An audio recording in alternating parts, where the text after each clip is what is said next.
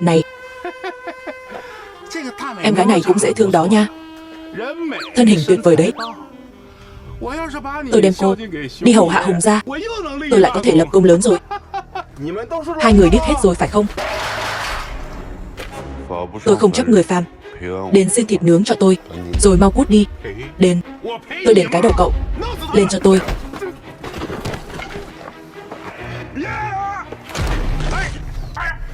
Tay tôi. Hoặc là ăn nó, hoặc là đến xin thịt nướng cho tôi. Anh trai tôi là người của Hùng gia. Anh dám động đến tôi à? Tôi sẽ khiến anh không thấy được mặt trời mọc. Hùng gia. Thanh Long Điện Vương ở Giang Ninh. Xem ra anh cũng hiểu chuyện đấy. Mau thả tôi ra. Nếu không, Giang Ninh không có đất cho anh dung thân. Ăn.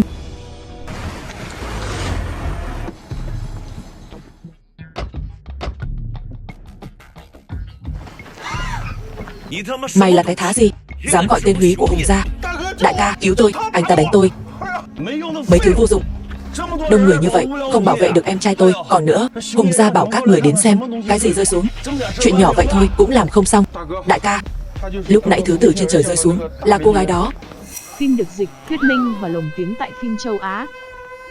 Em gái à, biết điều chút đi, ngoan ngoãn đi theo tôi. Hôm nay chúng ta coi như không có chuyện gì xảy ra. Còn mày, mau thả em trai tao ra.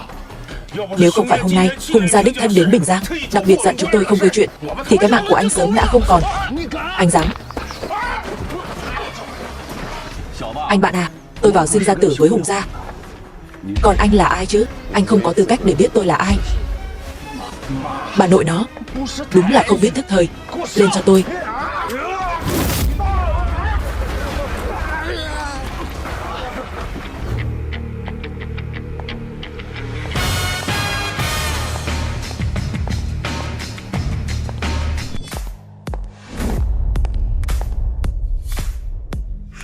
Là cô ấy.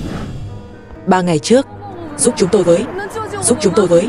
Tiểu thư, làm ơn giúp chúng tôi với.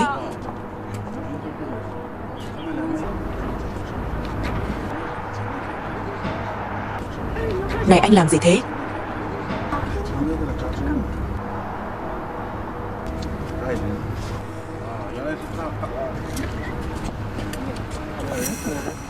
Tiểu thư.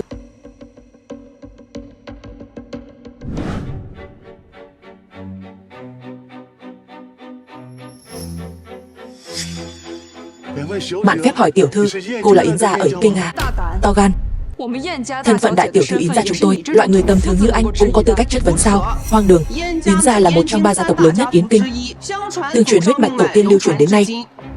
Ai mà không biết, con cháu Yến gia ở tầng lớp nào cũng đều xuất sắc vượt trội. Sao có thể đến Bình Giang này chứ? Tiểu thư nhà chúng tôi đương nhiên là vì người đàn ông của cô ấy mà đến. Người đàn ông của cô ấy, nghe nói là có cô em gái nào đó bị người đàn ông của tôi chơi đùa chán đến mức đá đi rồi. Là ai vậy nhỉ? Được lắm Diệp Thành, chẳng trách anh kiêu ngạo như vậy. Hóa ra không chỉ dựa vào Hùng gia, mà còn có tiểu thư Yến gia này. Tôi đã nói rồi mà, Diệp Thành này chỉ là đồ bỏ đi thôi. Làm sao có thể khiến Hùng gia cúi đầu? Thì ra sau lưng còn có Yến gia của Yến Kinh chống lưng. Diệp Thành, anh cũng chỉ là con chó bám váy phụ nữ thôi. Phim được dịch, thuyết minh và lồng Cô là cái thá gì chứ? Người đàn ông của tiểu thư nhà tôi không đến lượt cô đánh giá. Cô cái gì mà cô? Đừng nói con chó ở Triệu gia, mà cả Triệu gia các người trong mắt tiểu thư chúng tôi cũng chỉ là cóc ghẻ thôi. Đồ khốn kiếp, miệng lưỡi không xương. Nói chuyện có chừng mực chút đi. Yến gia các người cũng ghê gớm đấy. Dám nói Triệu gia chúng tôi là cóc ghẻ. Đó giờ cô là người đầu tiên dám nói như thế đấy. Đúng là một lũ ếch ngồi đáy giếng. Đây là quà gặp mặt mà tiểu thư nhà tôi tặng cho anh Diệp. Một chiếc xe thể thao phiên bản giới hạn, trị giá 1 tỷ, 2 căn biệt thự ở Bình Giang và Yến Kinh, giá trị 10 tỷ. Cổ phiếu tập đoàn Long Đằng, trị giá 100 tỷ. Cái gì? Quà gặp mặt thôi mà 100 tỷ. Những món quà này có thể tính ngang tài sản của các thế gia ở Bình Giang cộng lại. Lẽ nào đây thật sự là thế lực của Yến gia sao? Thế lực của một gia tộc mà bằng cả một thành phố sao? Chuyện này, đại tiểu thư, ý cô là sao? Gọi là Nhã Thanh đi. Không biết xấu hổ. Tiểu thư này là, cô ta là vị hôn thê cũ của tôi. Tôi muốn nhấn mạnh chút, tất cả những thứ này đều là những thứ mà Yến gia tôi không cần. Còn cô chỉ là món đồ mà anh ấy chơi chán rồi, bỏ vào sọt rác mà thôi. Cô, đúng rồi, tôi đến đây để cướp hôn. Không ngờ là cô lại dễ dàng giao anh ấy lại cho tôi như vậy. Cảm ơn cô nhiều nha. Tiểu thư, tôi thấy cô ta từ khi tiểu thư đến, bất luận là phương diện nào, đều không bằng một góc của cô. Tự biết vị trí của mình ở đâu đi, cô dám xúc phạm tiểu thư nhà tôi như vậy. Cô Diệp Thành, hóa ra cô ta mới là chỗ dựa lớn nhất của anh. Liên quan gì đến cô? Diệp Thành, anh là một tên cặn bã, còn dám nói Triệu gia là do một tay anh đưa lên sao? Dự án biệt thự Bình Giang là do anh sắp xếp. Bây giờ xem ra anh chỉ là đồ hèn, bám váy phụ nữ thôi. Anh ăn của Triệu gia, mặc của Triệu gia, bây giờ còn một chân đạp hai thuyền. Đáng mặt đàn ông sao? Cô dám bất kính với anh Diệp xem. Cô biết tay tôi nhịn cô hơi lâu rồi đấy. Nếu cô tiếp tục lỗ mãng như thế, tôi cho cô bốc hơi khỏi thế giới này. Diệp Thành, lúc nãy tôi còn tự trách mình, có phải bản thân có mắt như mù không? Còn muốn cho anh thêm một cơ hội. Nhưng anh khiến tôi thật sự thất vọng. Tôi thật sự hy vọng anh có thể tạo dựng sự nghiệp cho riêng mình, có thể dựa vào thế lực của mình, khiến Hùng gia cúi mình trước anh, khiêu khích tất cả thế gia ở Bình Giang. Đối đầu với anh, tôi thà có mắt như mù, không thấy Thái Sơn. Bây giờ tôi cảm thấy anh thật sự ghê tởm. Ngay cả đạo đức cơ bản nhất anh cũng không có. Anh vì sĩ diện của mình mà phản bội tôi, gian díu với người phụ nữ khác. Nói xong chưa? Phải. Tối nay anh rất vẻ vang, làm bè mặt hết tất cả mọi người. Hả hê lắm sao? Tất cả những thứ này cuối cùng cũng không thuộc về anh đâu. Hôm nay anh bị Triệu gia tôi đuổi, ngày mai sẽ bị Yến gia đuổi ra ngoài. Cuối cùng anh chẳng có gì cả. Những thứ bây giờ anh có, sau này cũng đều mất hết thôi. Đàn ông chỉ biết núp sau lưng phụ nữ, cả đời chỉ là đồ vô dụng. Triệu An Nhiên ơi là Triệu An Nhiên, hôm nay Triệu gia các người quả thật là khiến tôi mở mang tầm mắt. Cô nên nhớ, hôm nay là tôi bỏ cô, từ nay về sau coi như người xa lạ. Yến đại tiểu thư, cô thấy chưa? Tôi chỉ mong mắt cô sáng, đừng để bị lừa bởi những lời ngon ngọt của anh ta. Triệu đại tiểu thư, cô sao? Chỉ là một người tầm nhìn hạn hẹp, đáng thương mà thôi. Tôi nghĩ cô bây giờ rất thất vọng. Sau tất cả, người đàn ông mà cô bỏ rơi, tìm được một người tốt hơn cô hàng vạn lần. Cô phải biết, cô chẳng qua chỉ là con ếch ngồi đáy giếng, một người tầm thường, năng lực thấp kém, mà thân phận của Diệp Thành nhà tôi là thứ mà cô mãi mãi cũng không sánh đến được. Diệp Thành anh ta chẳng qua là con chó canh nhà cho Triệu gia thôi. Anh ta có thể có thân phận gì chứ? Chẳng qua cô thấy anh ta có chút nhan sắc, muốn giành với tiểu thư nhà tôi. Cô dám nói thêm một câu nữa thì coi chừng cái lưỡi của cô đấy. Cô Triệu đại tiểu thư, cô có thể quen được anh Diệp Thành là phúc ba đời của cô, nhưng hai người đã ở bên nhau lâu như vậy, cô không hề biết anh ấy là ai sao? Một người chỉ biết bám váy phụ nữ, không xứng để Triệu An Nhiên tôi tìm hiểu. Vậy hy vọng sau này cô không hối hận. Anh ta là cái thá gì mà tôi phải hối hận chứ? Ngược lại là cô, Yến đại tiểu thư, mong cô mở to mắt nhìn, đừng để anh ta khiến cô thấy kinh tởm. Cô phải biết một điều là cô không đủ tư cách để lên mặt dạy tôi đâu.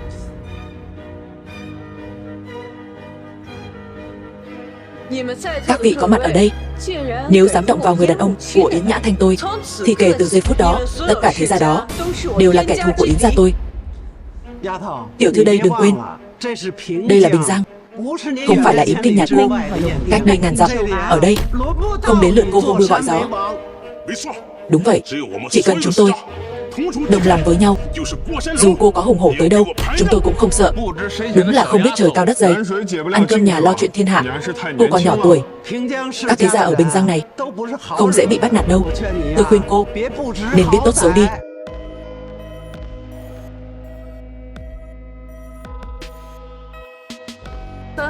Trong vòng 3 phút, tôi muốn tất cả thế gia ở hội trường này phá sản hết. Này, còn có chuyện 3 phút mà muốn diệt hết thế gia chúng tôi ư? Tôi nói này Diệp Thành, anh tìm đâu ra cô diễn viên diễn xuất cũng được đó. Đúng vậy. Này người đẹp, cô và tên Diệp Thành này có kẻ mà muốn ăn thịt thiên nga, hoa nhài cắm bãi cất trâu, cũng mạnh miệng lắm. Còn muốn thanh trừng hết tất cả thế gia ở hội trường này, danh con như cô không đủ tư cách 猜什么玩笑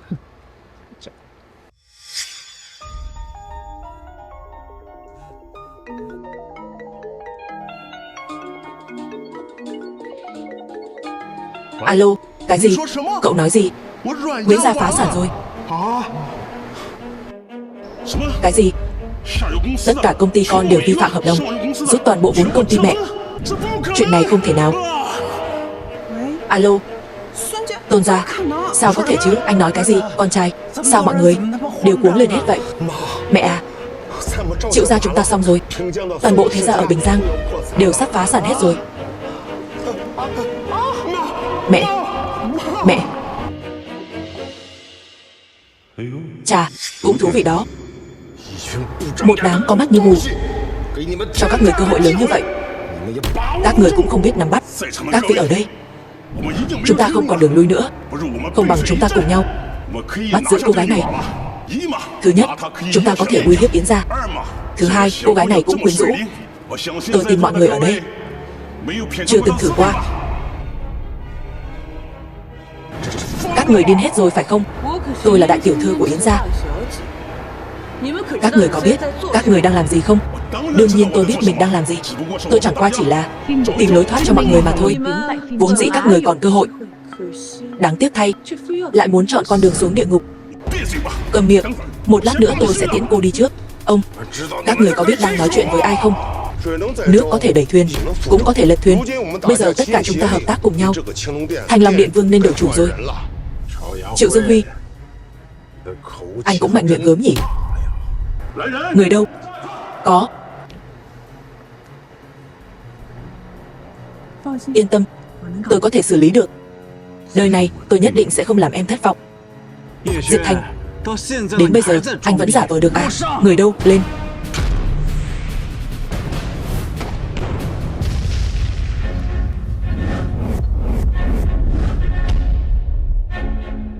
Tôi nhất định phải có được anh.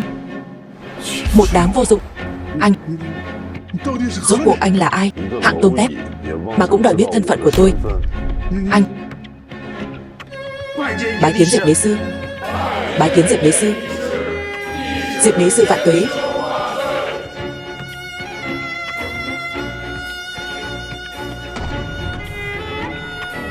Anh là Đế sư.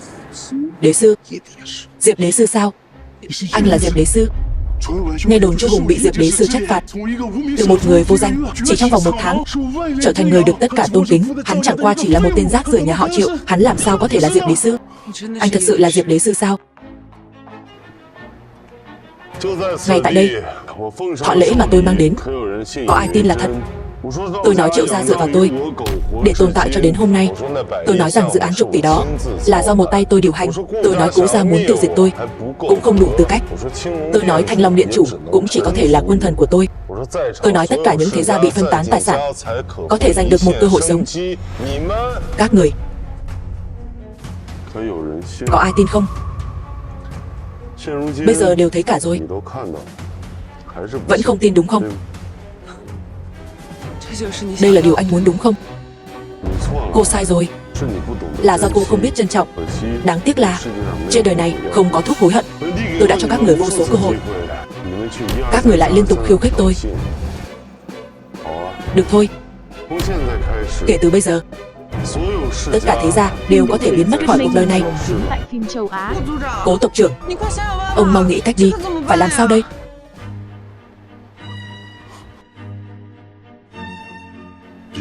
Đừng gọi tôi là tộc trưởng nữa. Từ giờ đã không còn Cố gia nữa rồi. Làm sao có thể như vậy? Sao lại thế được chứ? Nhà Triệu chúng tôi chỉ còn một bước nữa là trở thành gia tộc đứng đầu rồi. Diệp Thành, xã hội có luật pháp. Tôi hy vọng anh không gây rắc rối. Nếu không tôi sẽ để anh phải ngồi tù cả đời. Muốn giảng về luật pháp cho tôi à? Được thôi. Các người đều đòi đánh tôi, đe dọa tôi, mong được tiễn tôi xuống địa ngục. Vậy các người đáng tội gì? Bằng chứng đâu? Lời nói của anh tôi cảm thấy không thể tin được. Muốn chứng cứ đúng không? Từ hôm nay, Diệp Thành bị Triệu gia từ mặt, xóa bỏ hôn ước với An Nhiên. Diệp Thành chỉ là một con chó canh cửa của Triệu gia. Anh chạy không thoát đâu, tôi sẽ xử anh như xử gà xử vịt. Cả đời này anh chỉ là đồ bỏ đi. Anh hôm nay buộc phải bỏ mạng tại đây. Bây giờ quỳ xuống cầu xin đi, Triệu gia tôi sẽ thương tình, cho cậu sống vui vẻ. Giờ các người còn gì để nói không? Vậy thì sao? Cùng lắm là mất hết. Cậu nghĩ hôm nay cậu có thể sống sót ra khỏi đây không? Được. Vậy thì tất cả quỳ xuống.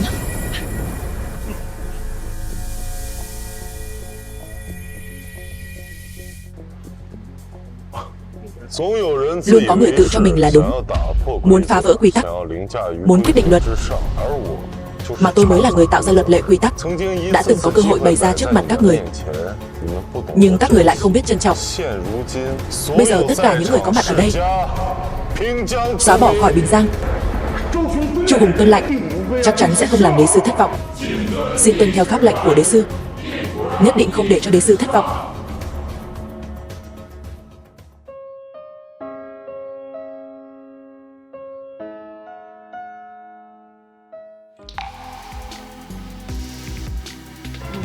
Không phải mình yêu anh ta chứ?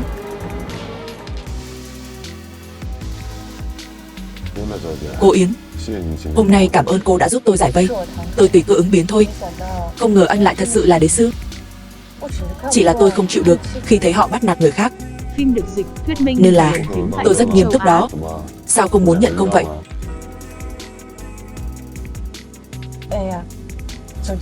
Cảm ơn vì đã cứu tôi 2 lần.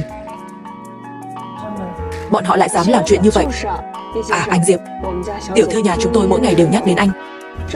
Đây không phải là vừa làm chuyện tốt thì được đền đáp ngay sao? Cô nhiều chuyện thế, không cẩn thận về nhà tôi tính sổ cô đấy. Còn không cho tôi nói.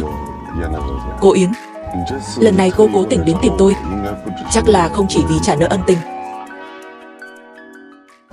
Đúng là không giấu được anh Diệp. Thật ra Nhã Thanh có một chuyện muốn nhờ anh. Cô cứ nói không cần ngại. Chuyện anh cứu tôi trước đây, mặc dù anh đã từng nói anh chỉ dùng một cây kim bạc là có thể kéo tôi trở về từ cõi chết. Y thuật của anh nhất định rất cao siêu, nên tôi muốn cầu xin anh cứu ông nội tôi.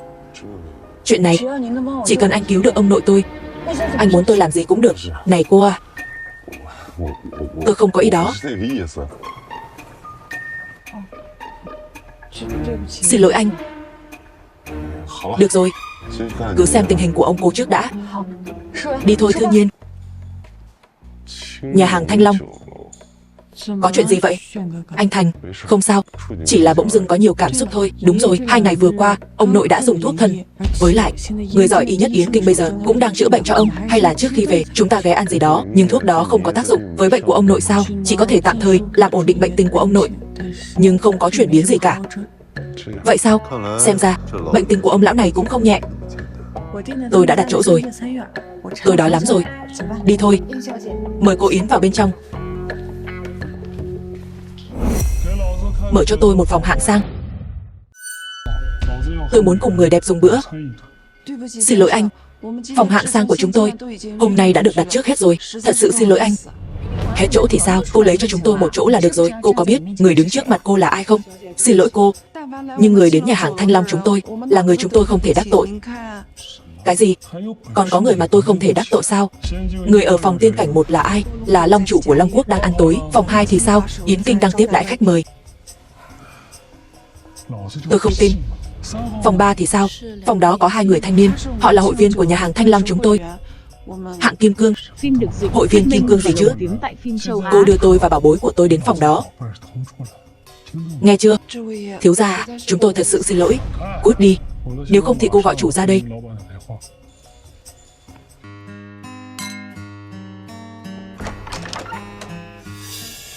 Mau cút ra ngoài.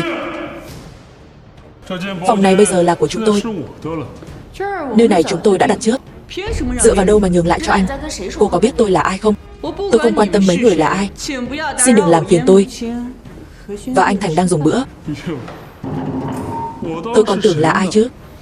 Hóa ra là đại tiểu thư của Yến gia. Không ngờ Yến gia lại tìm đâu được một tên nông dân quê mùa để bầu bạn. Anh, hay là như này, Đại tiểu thư Yến gia, chỉ cần tối nay cô phục vụ tôi thật tốt, tôi sẽ cân nhắc việc giúp đỡ Yến gia. Đồ vô liêm sỉ. Có thể nhận được sự yêu ái của Kim thiếu gia đã là phúc của cô rồi. Ông nội của cô sắp trầu trời rồi. Sao còn kiêu ngạo như vậy? Để cô ngủ với tôi một đêm là tôi đã cho cô một cơ hội. Tôi cho cô thể diện mà cô không cần sao? Nếu dám động đến cô ấy, tôi sẽ khiến anh không thể làm đàn ông. Diệp Thành à? Cô quen tên này à? Kim thiếu gia, người này sao có thể bằng anh được? Hắn ta là bạn học thời cấp 3 của tôi, chỉ là một con cóc muốn ăn thịt thiên nga thôi. Tôi đã nói rồi, cả Yến Kinh này ai dám không nghe lời tôi. Hóa ra chỉ là một con cóc ghẻ chưa từng thấy thế giới. Này Diệp Thành, sao đã qua nhiều năm rồi anh vẫn không buông tha cho tôi vậy? Cứ bám theo như âm hồn. Yến gia sắp phá sản rồi. Diệp Thành, không phải là anh vay tiền mời cô Yến cùng anh diễn một vở kịch tán gia bại sản, người yêu tôi để cô Phó Hồng Nhan chê cười rồi. Anh Thành à, anh đang nói gì vậy? Thật là mỉa mai. Đường Yến gia tiểu thư lại giao du với một tên thấp kém như vậy. Cô Yến à, nếu thiếu tiền cô cứ nói với tôi nhé. Anh ta đưa cô bao nhiêu, tôi sẽ cho cô gấp 10 lần. Kim thiếu gia, anh ổn chứ? Nói thêm nửa câu nữa, tôi sẽ cho anh không thể làm đàn ông được nữa. Thảo nào kiêu ngạo như vậy. Hóa ra là có võ. Anh dám đánh Kim thiếu gia sao? Anh chán sống rồi à? Chuyện nhỏ ấy mà, tôi muốn đánh thì đánh. Đồ ngu dốt. Ở Yến Kinh này, anh ấy không chỉ là đại thiếu gia của Kim gia, mà còn là thành viên mới của đội đặc chiến Thanh Long. Chỉ một cái phẩy tay có thể khiến cả nhà anh sống không bằng chết. Chỉ với hai thế lực này mà cũng muốn đụng tôi sao? Thật sự là cái thứ điếc không sợ súng. Anh tưởng nhà hàng Thanh Long là nơi người bẩn thỉu như anh có thể đến sao? Tôi muốn biết là ai dám làm loạn ở đây. Giám đốc Vương, nhà hàng Thanh Long này từ khi nào lại xuống cấp như vậy? Đến con chó hoang cũng có thể đến. Đây không phải là Kim thiếu gia, thành viên mới của đội đặc chiến Thanh Long sao? Sau này chúng ta là người một nhà, mong anh sẽ giúp đỡ chúng tôi. Út, ai là người nhà với anh?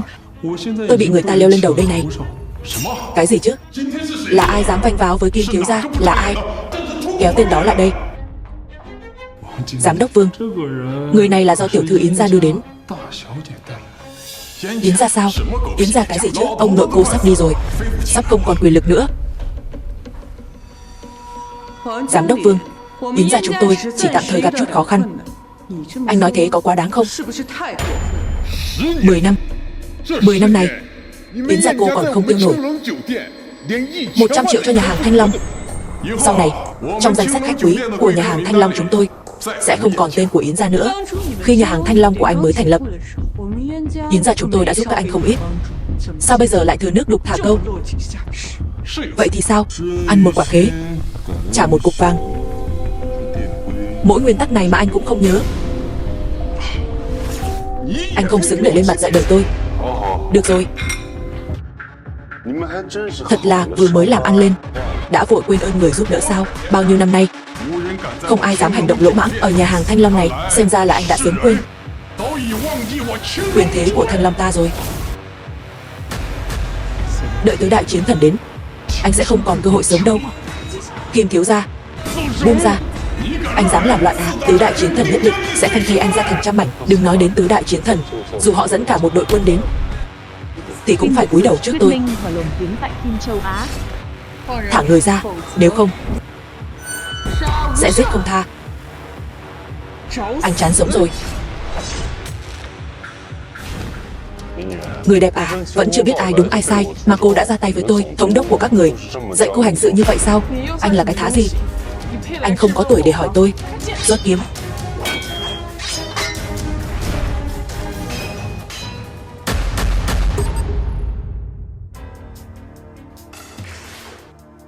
Vì sao anh biết thuật kiếm ngũ hành?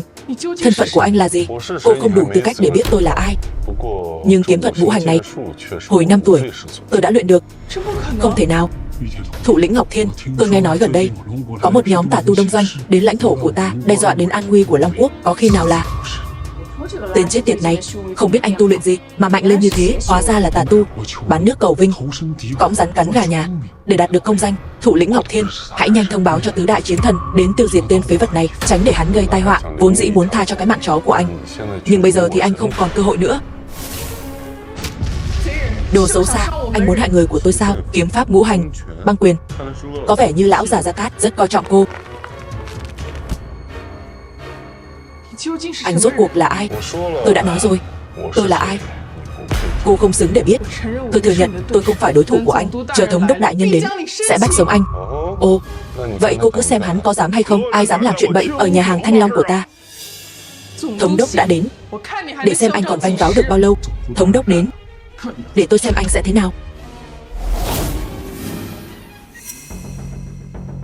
Tham kiến thống đốc đại nhân. Đứng lên hết đi. Ngọc Thiên, chuyện gì vậy? Đại nhân, người này có thể là tà tu Đông Doanh. Hả? Người này không đơn giản. Nếu thật sự là tà tu, vậy chính hắn có thể kích động lão già đó. Tôi vừa mới tỉ thí với hắn, Long Bảo kiếm ngài ban cho tôi bị hắn đánh gãy rồi. Người có võ công như vậy không chỉ là người tà môn mà nội lực cũng thâm sâu khó dò. Thống đốc đại nhân, tên xấu xa phản quốc mưu danh như hắn còn nói, ngay cả khi ngài đến cũng phải cúi đầu trước hắn. Thật là một kẻ kiêu ngạo. Một tên giặc lùn ở Long Quốc của ta lại dám hỗn láo như vậy. Tên chó nhà ngươi, không phải lúc nãy mạnh miệng lắm sao? Bây giờ ngài thống đốc đang ở đây, anh còn dám mạnh miệng nữa không? Có thống đốc đại nhân ở đây, bây giờ một cơ hội nhỏ nhoi anh cũng không có đâu. Lão già Gia Cát này rốt cuộc làm cái quái gì vậy? Đã đào tạo nhiều nữ quân, còn giao chức thống đốc đội đặc chiến Thanh Long cho một tên kém cỏi như vậy. Lần sau gặp lại hắn, xem hắn ta giải thích thế nào. Diệp Thành, dù sao thì cậu cũng sẽ không thấy mặt trời ngày mai đâu.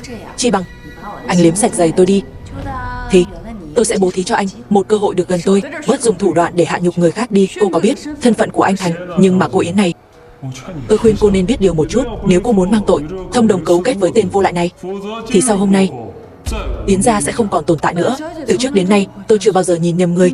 Việc các anh ở đây dì và anh Thành ngày hôm nay nhất định sẽ khiến các anh phải hối hận suốt đời. Còn tiện tỳ kia, cô dám chõ mõm vào lúc Kim thiếu gia nói chuyện sao? Cô thử nói thêm một câu nữa xem.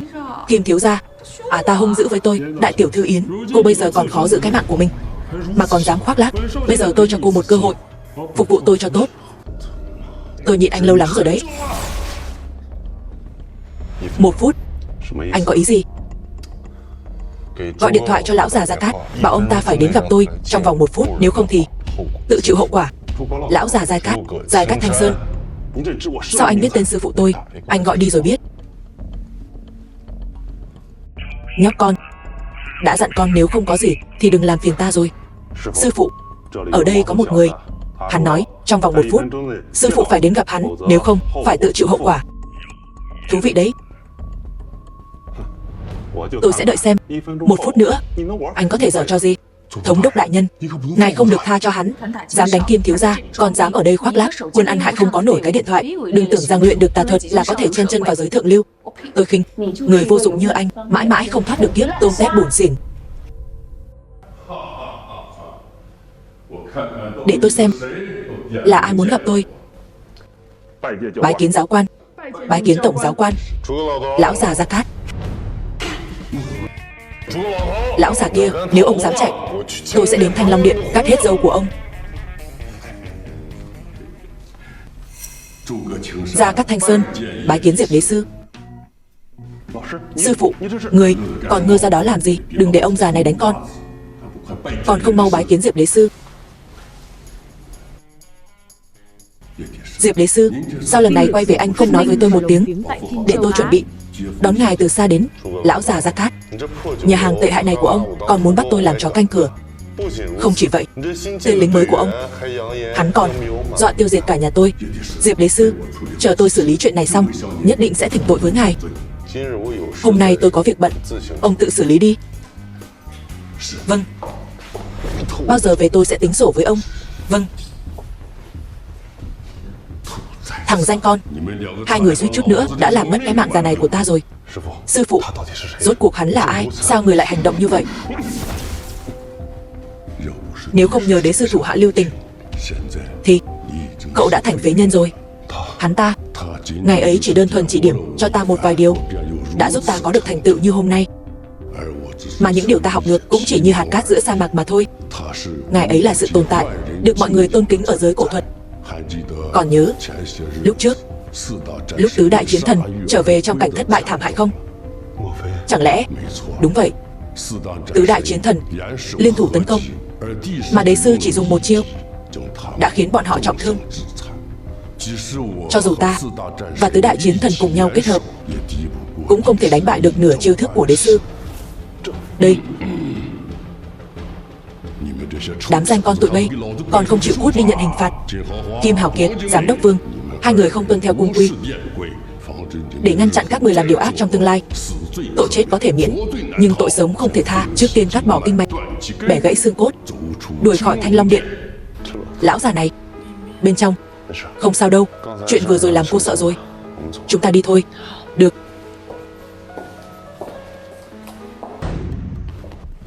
Chị ơi, tài xế như anh còn ở đây làm gì? Em nói gì cơ? Đây là bạn trai của chị. Chị chỉ đùa thôi. Thành công, đây là Diệp Thành. Đây là thần y chị mời tới để chữa bệnh cho ông nội. Có thể được chị tôi xem trọng. Là vinh dự của anh rồi đó. Xin chào, tôi là Yến Thành Công. Xin chào.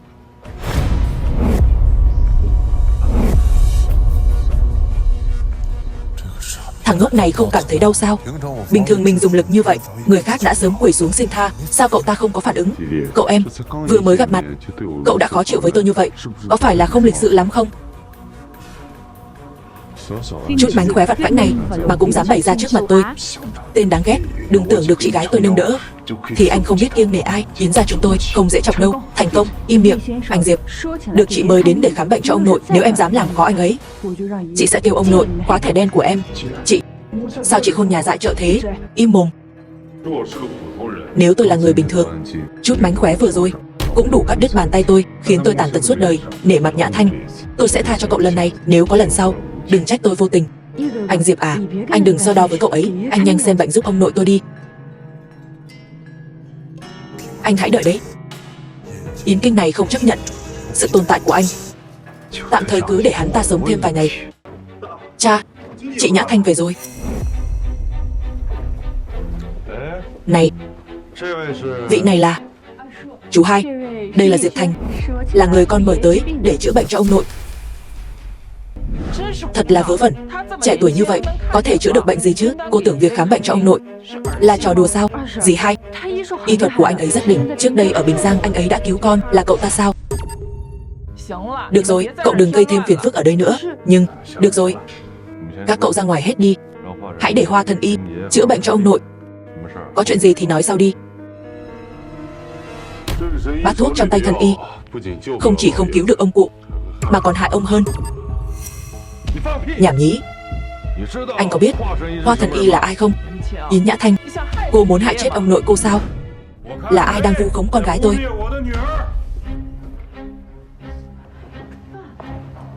Ba, đây chính là Diệp Thành, người đã cứu con ở Bình Giang. Con tin anh ấy nhất định có thể chữa khỏi cho ông nội. Cậu Diệp Thành, vị này là Hoa thần y, là một thầy thuốc đông y giỏi tại Yến Kinh, đã từng may mắn nhận được chỉ dẫn của đế sư. Y thuật của ông ấy nổi danh khắp thiên hạ. Vừa nãy cậu nói Hoa thần y không thể cứu được cha tôi, còn hại ngược ông ấy. Điều này có nghĩa là gì? Bác ơi, theo con thấy, cậu cha trẻ này chỉ là kẻ lừa đảo thôi. Chị Yến Nhã Thanh chắc là bị hắn bỏ bùa rồi. Nếu hôm nay cậu không nói ra được lý do thì đừng nghĩ đến việc bước ra khỏi Yến gia. Diệp Thành à, anh mau nói đi. Sao mình không nhớ ra trước đây mình từng chỉ giáo anh ta nhỉ? Ngoài ra, cô gái này ở bên ngoài mạnh mẽ vậy. Không ngờ còn có lúc khiến người khác cảm động như thế. Tôi nói, vị thần y này không cứu được ông lão. Anh từ đâu chui ra thế, còn dám ở đây nghi ngờ tôi? Cậu này, mặc dù cậu đã từng cứu Nhã Thanh nhà tôi, nhưng nếu dám nói lung tung ở đây, anh sẽ chết không toàn thây. Ba làm gì vậy? Con tin Diệp Thành nhất định có thể chữa khỏi cho ông nội. Con dám thể độc để đảm bảo. Yến tiểu thư, cô đừng để tên lang băm đó lừa cô. Tôi là chủ tịch hiệp hội đông y, được người đời gọi là hậu duệ của Hoa Đà. Hắn là cái thá gì mà dám ăn nói hàm hồ ở đây? Hậu duệ của Hoa Đà sao? Được thôi, vậy anh nói thử xem, Gốc rễ căn bệnh của ông lão nằm ở đâu?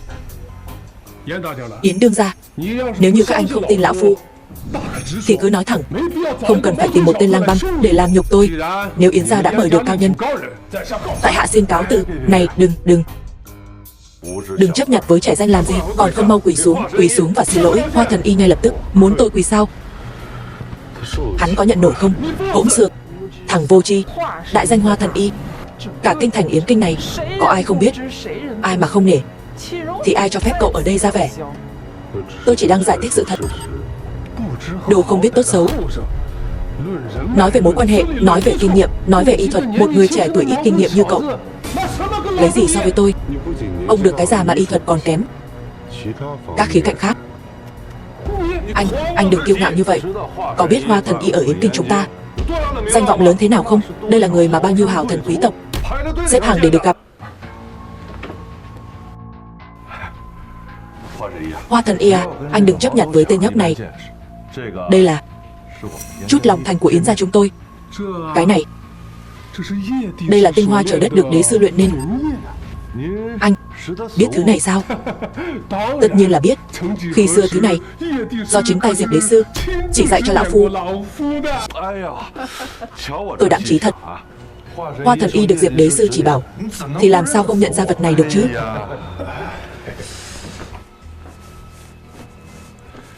Tiểu tử, có lẽ anh không biết đây là cái gì phải không? Mau đến xem.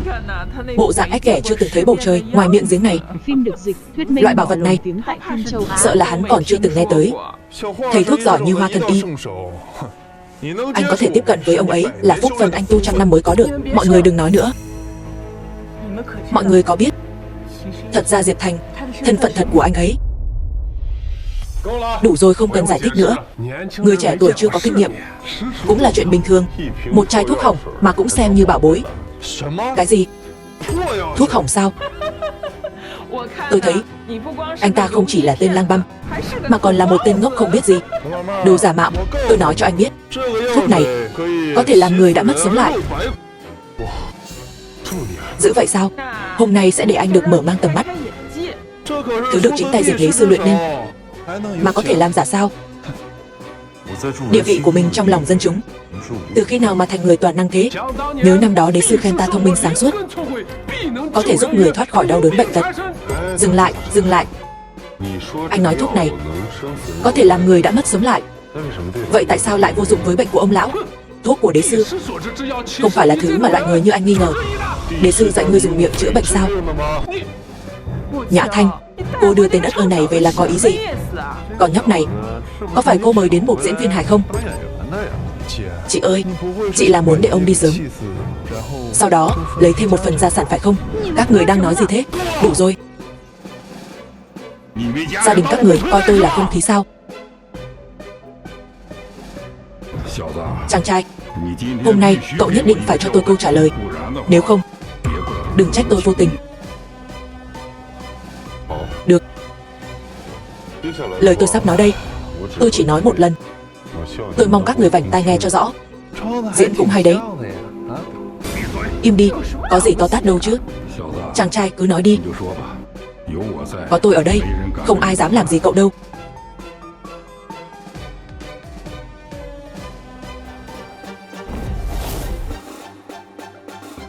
Chiếu theo ngũ hành, quẻ can thuộc hành kim, tương ứng với xương người. Quẻ trấn thuộc hành mộc, tương ứng với tứ chi. Quẻ ly thuộc hành hỏa, tương ứng với mắt.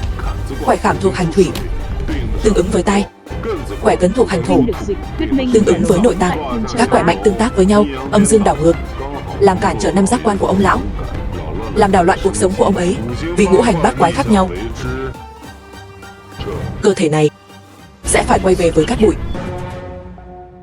Anh nói nhảm. Sao anh lại căng thẳng thế? Cha tôi sợ bị lừa đảo, sợ tên lang băm đó lừa mọi người, cho nên mới nóng vội. Chàng trai, nếu đúng như lời cậu nói, cậu có cách nào chữa cho ông lão nhà tôi không?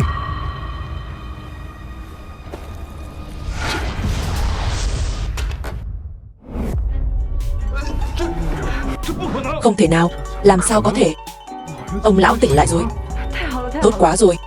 Ông nội cuối cùng cũng tỉnh. Xem ra Thanh Nhi không nhìn nhầm người. Yến gia chúng ta được cứu rồi. Không thể nào. Tên tiểu tử kia đừng có làm ra vẻ giỏi giang. Yến lão gia có thể tỉnh lại là kết quả của quá trình chữa trị cực khổ. Suýt nữa đã bị tên khốn nhà ngươi cướp công. Da mặt của ông còn dày hơn cả mặt đường. Anh nhưng cũng vừa hợp với ông đó. Càng lớn tuổi càng không biết nhục. Cái thứ súc sinh. Đừng cãi nữa. Lão gia tỉnh lại là chuyện tốt. Yến gia chúng tôi sẽ không bạc đãi hai vị. Không đúng. Chúc mừng cha đã tỉnh lại. Chúc mừng ông nội đã cải tử hoàn sinh. Cha cảm thấy không khỏe chỗ nào sao? Ông ơi, con là Nhã Thanh đây. Ông nhìn con nè. Ba nghe thấy không? Ba, cái này, chuyện này là sao? Thằng khốn này, anh đã làm gì ba tôi? Yến Nhã Thanh, nếu ông nội xảy ra chuyện gì, chị sẽ là tội đồ của Yến gia. Tôi tin chắc ông nội sẽ ổn thôi. Tôi tin Diệp Thành, bộ dạng không biết gì của anh ta bây giờ đã lực bất tòng tâm rồi. Chẳng qua lão gia chỉ tạm thời tỉnh dậy. Nếu để tôi tiếp tục chữa trị, tôi đảm bảo lão gia sẽ khỏe mạnh trở lại. Vậy thì nhờ cả vào Hoa Thần Y vậy. Ba, ông nội, chuyện gì đây? Cái này, chính tên này đã làm lỡ thời gian trị bệnh tốt nhất, dẫn đến khí huyết của lão gia bị đảo ngược, bệnh tình chuyển biến xấu đi. Im miệng. Tiếc thật, mình chậm hơn Kim Sơn một bước rồi. Nếu không, thiên nhãn sẽ mở ra hoàn toàn, chắc chắn có thể biết được tình trạng của lão gia. Chủ nhân, trong người Yến lão gia có gì đó, cô có thể thấy sao? Đúng vậy.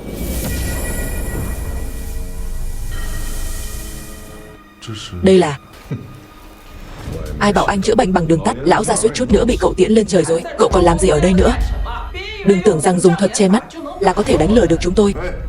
Sao giờ đến thở mà cũng không dám thế? Không phải vừa rồi anh nói ngũ hành mắt mũi gì đó sao? Hoa Thần Y dựa vào bảo vật mà Yến gia tặng cho anh. Nhờ anh hãy xem thử mạch của lão gia. Anh xem lão gia rốt cuộc đang bị gì. Chuyện nhỏ. Nếu tôi phát hiện anh giở trò xấu gì sau lưng để làm hại lão gia, Yến gia tôi sẽ băm anh ra thành trăm mảnh, sẽ khiến cho tên lang băm này phải trả giá đắt. Mạch tượng của lão gia hiện đang rất yếu, khí huyết ở lồng ngực bị ứ động, sợ là khó mà qua khỏi. Chuyện này sao có thể như vậy được? Thân phận của anh Diệp nhưng đều là do con nhỏ này tin vào những thứ yêu ma quỷ quái. Là do cô làm lỡ việc trị bệnh của ông nội. Chẳng lẽ cô muốn hại lão gia đi đời? Chị à, chị vì tài sản của gia đình này mà cũng không tha cho ông nội. Chị không có ý đó. Tôi không tin. Tất cả chuyện này là lỗi do cô. Khốn kiếp. Sao các người cứ vo ve như ruồi nhặng, nói mãi không dừng. Tên khốn này, anh nói ai thế? Tôi nói Phong Long. Ai nhục người đó gãi. Anh chán sống à? Im miệng hết đi. Diệp Thành à, tình hình của lão gia thế nào? Anh cứ trực tiếp nói với tôi. Chú Yến à, thật ra lão gia, cậu lại định giả ma giả quỷ gì nữa? Một tên lang băm giả thân giả quỷ thì còn mong hắn hiểu gì về y thuật chứ? Sợ là hắn sẽ lại nói lão gia chúng ta nữa đấy. Chị coi Thần Y mà chị tìm về kia, đúng là làm trò cười cho thiên hạ. Anh à, Nhã Thanh, hai người không phải bị tôi nói trúng tim đen rồi chứ? Bên ngoài thì tỏ vẻ nhân từ, nhưng thật ra tâm địa lại xấu xa, muốn tiễn ba tôi lên đường để cuỗm hết gia sản đúng không? Tôi chỉ muốn chữa khỏi bệnh cho ông nội. Sao chú lại nói thế? Chuyện đã đến nước này, cô còn giả ngu gì chứ? Ôi chị ơi, lòng dạ chị như rắn độc. Ông nội thương chị như vậy mà chị lại cấu kết với người ngoài để hãm hại ông. Tôi thật sự không có. Anh Thanh à, anh có thể cứu ông nội tôi đúng không? Im lặng. Hoa Thần Y à, chuyện lúc nãy là do Yến gia tôi không đúng. Mong anh đừng trách chúng tôi. Việc chữa trị cho lão gia vẫn phải trông cậy vào anh. Chúng ta đã làm bạn nhiều năm rồi, nên tôi sẽ dùng bí thuật 30 châm đế sư đã dạy cho tôi để đã thông kinh mạch cho lão gia. Bí thuật 30 châm mình dạy sao? Cảm ơn Hoa Thần Y, nhưng tên tiểu tử này đã xúc phạm đến tôi. Chỉ cần hắn quỳ xuống nhận lỗi, tôi sẽ chữa cho lão gia ngay. Tên tiểu tử, sao còn chưa quỳ xuống? Này, đang nói anh đấy. Nghe thấy không? Chó cắn tôi một cái, tôi phải cắn lại nó sao? Anh, câm miệng. Anh Thành, anh mau nói đi, nói anh có thể chữa khỏi cho ông nội. Nhã Thanh à, con im miệng đi. Con từng nói thằng nhóc này đã cứu con. Cha đã chọn tin hắn ta. Cha đã cho anh ta cơ hội rồi. Nhưng mọi chuyện đã đến nước này, con vẫn chưa tỉnh ngộ sao? Cha, con tin anh Thành. Thật là ăn cơm nhà lo chuyện thiên hạ. Anh Hai à, anh nuôi được đứa con gái ngoan đấy. Theo tôi thấy, chắc chắn nó bị tên khốn này bỏ bùa, nên mê muội rồi. Anh Hai à, anh thấy đúng không? Cha, anh Thành không phải người như vậy. Ôi, chị ơi, chị mở miệng ra liền gọi anh Thành. Thật là vô liêm sỉ, làm mất mặt nhà họ Yến thật sự. Diệp Thành, Yến Minh Quân ta là một người công bằng. Anh cứu con gái tôi, bây giờ để công bằng giữa ơn và tội. Nếu anh giúp cho con gái tôi tỉnh ngộ, tôi sẽ tha mạng cho anh. Nể mặt Nhã Thanh, tôi sẽ tốt bụng nhắc nhở các người một câu. Yến lão gia không phải là không có thuốc chữa, nhưng là người có thể cứu hắn chỉ có thể là tôi. Anh biết gì mà dám khoe khoang ở Yến gia? Người đâu? Đánh gãy chân tên này rồi đuổi ra ngoài cho tôi. Chờ chút, cha, lúc nãy anh Thành nói ngoài anh ấy ra không ai cứu được ông nội. Con có thôi đi không?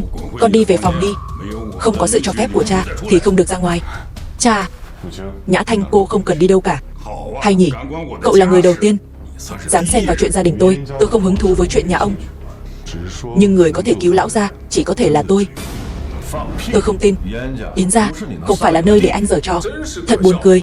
Anh ở đây đừng động tay vào thứ gì là giúp tôi rồi. Anh suýt nữa đã tiến lão gia đi rồi, giờ còn muốn làm loạn ở đây sao? Nếu tôi nói lão gia không phải bị bệnh mà là bị kẻ gian hại thì sao? Thuyết minh và lồng tiếng tại Cái gì? Châu Á. Vớ vẩn. Lão gia sống một đời lương thiện, không bao giờ gây thù chuốc oán, sao có thể có người hại chứ? Phòng kẻ gian bên ngoài thì dễ, phòng kẻ gian trong nhà mới khó. Anh nói vậy là có ý gì? Có phải anh muốn gây chia rẽ không? Tôi cho anh biết, cho dù vậy, Yến gia chúng tôi cũng không tha cho anh. Ngày này năm sau sẽ là ngày giỗ của anh. Tôi chỉ tiện miệng nói một câu. Sao hai người lại căng thẳng thế? Chẳng lẽ là hai người làm? Tôi vớ vẩn. Người nhà họ Yến ai cũng biết giữ phép tắc. Chúng tôi là người tốt hay xấu, trong lòng anh Hai tự có đáp án. Người ngoài như anh cũng xứng để đứng đây chỉ trỏ sao? Người đâu? Chặt chân hắn vứt cho chó ăn. Ba, ông nội. Hoa Thần Y, tình trạng của lão gia đang rất nguy hiểm, xin anh mau chóng cứu chữa cho lão gia. Hắn ta, Hoa Thần Y yên tâm, chỉ cần hắn còn ở Yến gia, hắn chạy không thoát đâu. Xin anh hãy ra tay cứu giúp. Chỉ cần Hoa Thần Y chữa được cho cha tôi sẵn sàng tặng anh 10 chai tinh hoa trời đất. Yến Minh Quân này khá quyết đoán. Tôi không đồng ý. 10 chai tinh hoa trời đất thu trị giá 10 tỷ lận. Chúng tôi đã cố hết cách để cứu lão gia rồi, còn có thể làm gì chứ? Cô nói gì? Con đàn bà này, cút sang một bên. Anh dám đánh tôi, mạng sống của ba đâu thể so với những vật ngoài thân đó. Đừng nói là 10 tỷ, cho dù là trăm tỷ, nghìn tỷ, miễn là ba có thể tiếp tục sống, Yến gia cũng sẽ chấp nhận bỏ ra. Cứ để hắn ta cứu ba đã. Có cứu sống được hay không thì không chắc. Vội làm gì? Suýt nữa làm hỏng chuyện tốt của tôi. Anh dám đánh tôi? Anh chờ đó, xin Hoa Thần Y ra tay giúp đỡ. Cũng được. Cứu một mạng người còn hơn xây 10 tòa tháp. Vì để tích đức, tôi miễn cưỡng giúp ông lần này vậy. Cảm ơn Hoa Thần Y.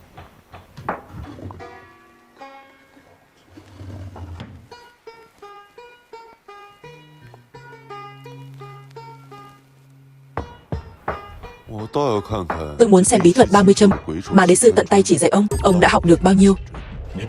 Ngậm cái mồm lại. Y thuật mà đế sư tận tay truyền dạy, anh biết gì mà ăn nói sang bậy?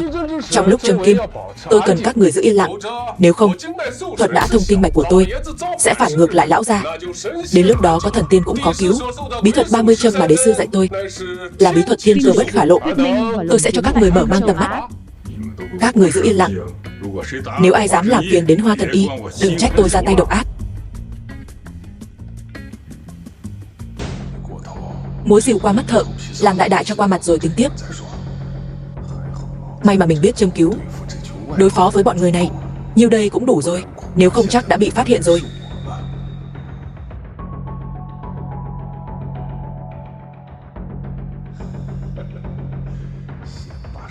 Lấy được 10 bình tinh hoa trời đất trước đã. Với số tài sản chục tỷ này, mình sẽ cao chạy xa bay. sẽ không ai tìm được mình. Hoa thần y, nếu tôi đoán không sai, thì anh chỉ đang châm cứu thông thường thôi, đúng không? Dám làm phiền đến tôi. Nếu tôi châm kim sai, anh có gánh hậu quả được không?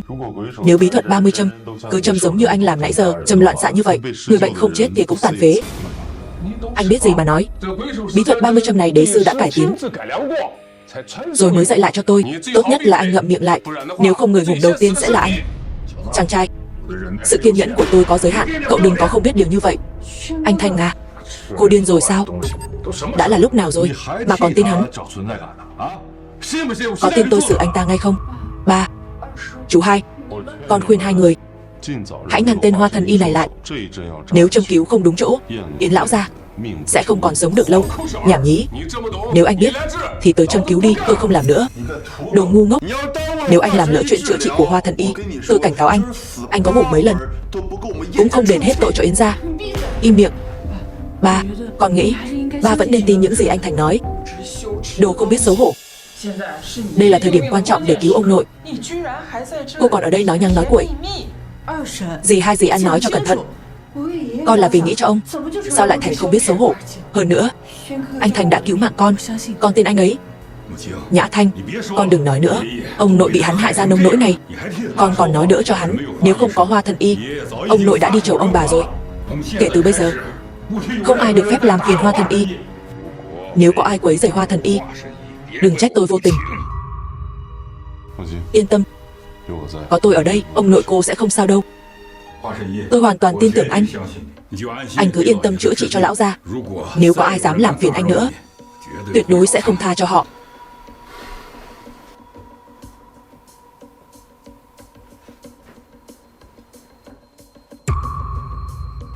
Phim Ba, dịch thuyết minh và lồng tiếng ông nội phim châu Á. không hổ danh là thần y. Ông già này thật sự được Hoa thần y chữa khỏi sao? Lão già thật sự đã sống lại rồi. Thắng, ván này mình thắng rồi. Hoa thần y, tôi thay mặt cho cả gia đình cảm ơn anh đã cứu ba tôi khỏi bệnh. Chuyện nhỏ thôi. Tôi chỉ dùng 3 kim đã có thể đưa lão ra từ cửa tử trở về. Anh còn gì để nói không? Hoa thần y vừa ra tay, bệnh tình của ông nội đã tốt hơn rồi. Còn anh ra tay thì ông nội tôi nằm ngay cửa tử. Nói đi, là ai đưa anh tới? Nói đi, có phải anh được Yến Nhã Thanh đưa tới để hại ông nội không? Anh Hai, nếu Nhã Thanh có liên quan đến chuyện này, anh phải xử lý thật nghiêm khắc đấy. Đồ lòng lang dạ sói, chuyện hãm hại gia chủ mà cũng làm được sao? Nếu dựa theo gia pháp mà nói, anh Hai à, anh cũng thật đáng trách. Bác Hai, bác vốn là người ngay thẳng, nhưng nếu bác lợi dụng quyền lực cá nhân vào chuyện này, thì địa vị của bác ở Yến gia này chỉ tồn tại trên danh nghĩa thôi. Nhã Thanh, con làm ta thất vọng quá. Ba ơi, không phải như vậy đâu. Con muốn chữa bệnh cho ông thật mà. Thực ra thân phận của Diệp Thành là... Vẫn chưa biết sai sao? Ba, con còn dám cãi? Ông quá đáng vừa thôi Yến Minh Quân. Chuyện gia đình tôi cậu cũng dám xen vào ư? Cậu muốn đi bán muối sao? Con gái của mình mà không tin, lại tin vào lời vu khống của kẻ xấu, vậy cũng đáng làm ba sao? Cậu là cái thá gì? Chuyện gia đình tôi, cậu không xứng để xen vào. Quốc có quốc pháp, gia có gia quy, phạm sai lầm thì phải nhận. Tôi nói đúng không? Cút. Còn chưa đủ sao? Cậu thật kiêu ngạo, nhưng cũng chẳng có thực lực gì. Cậu cũng coi thường tôi quá rồi đó.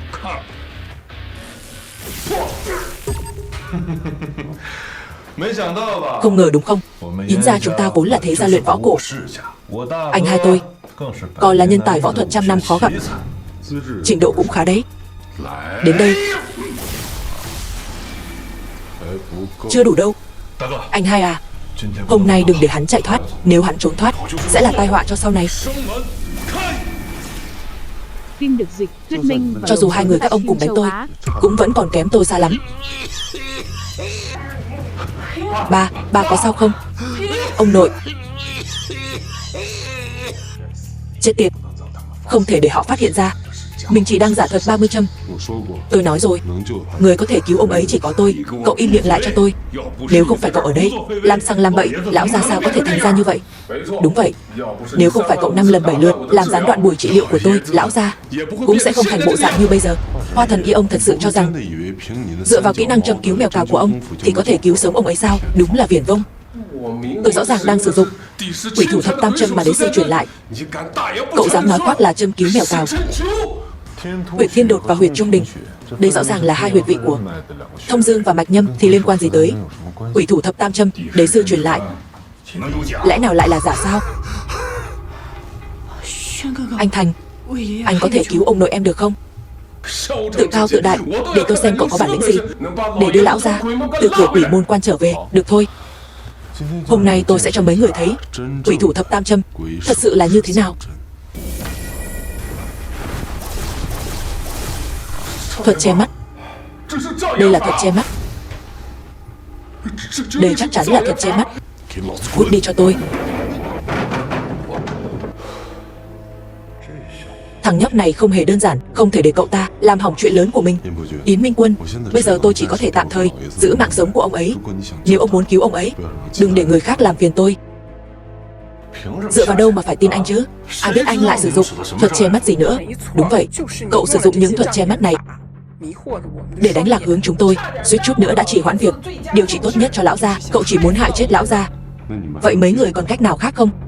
Lão gia hiện tại chỉ có thể sống được 3 tiếng nữa thôi. Qua 3 tiếng này, chuyện gì đến cũng phải đến. Nếu không phải vì anh trì hoãn việc điều trị của Hoa Thần Y, Hoa Thần Y đã chữa khỏi cho ông nội rồi. Yến Minh Quân, tôi nói lại lần nữa, Yến lão gia bị người khác hại. Vừa rồi tôi đã phá vỡ trận pháp ngũ hành, nhưng không ngờ bên trong trận pháp lại có bọ ngải. Khi phá vỡ trận pháp đã kinh động bọ ngải, dẫn đến tình trạng ứ trệ khí huyết, không thể lưu thông. Cậu nói lão gia bị kẻ gian hại, có bằng chứng gì không? Không, nhưng chỉ cần có thể lấy được bọ ngải ra thì coi như có thể chứng minh những gì tôi nói là thật. Anh đừng nghe lời cậu ta. Anh, vừa nãy cậu ta suýt chút nữa đã hại lão gia rồi. Anh tuyệt đối đừng nghe lời hắn. Yến Minh Quân, tôi cho ông một cơ hội nữa để lựa chọn. Ba anh Thành là người đã kéo con về từ quỷ môn quan. Đứng lại. Anh xúc phạm Yến gia, hại gia đình tôi, còn muốn đi sao? Tôi mà muốn đi, trên đời này chưa ai có thể cản tôi lại. Được lắm, hôm nay tôi sẽ dạy cho cậu biết lễ độ. Dựa vào anh sao? Không xứng. Cậu, khoan đã. Có chuyện gì? Ông cũng muốn dạy tôi cách làm người à? Anh có cách gì? Lấy bọ ngải đó ra, dùng lửa luyện nó. Dùng lửa? Gì chứ? Dùng lửa sao? Ý cậu là gì đây?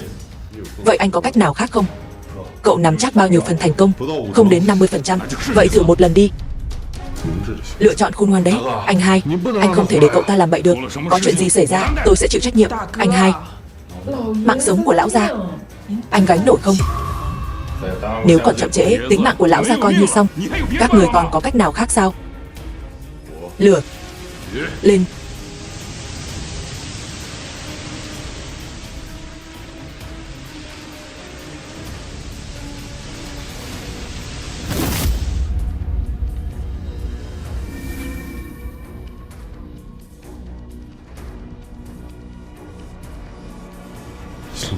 Đúng là không phụ lòng người.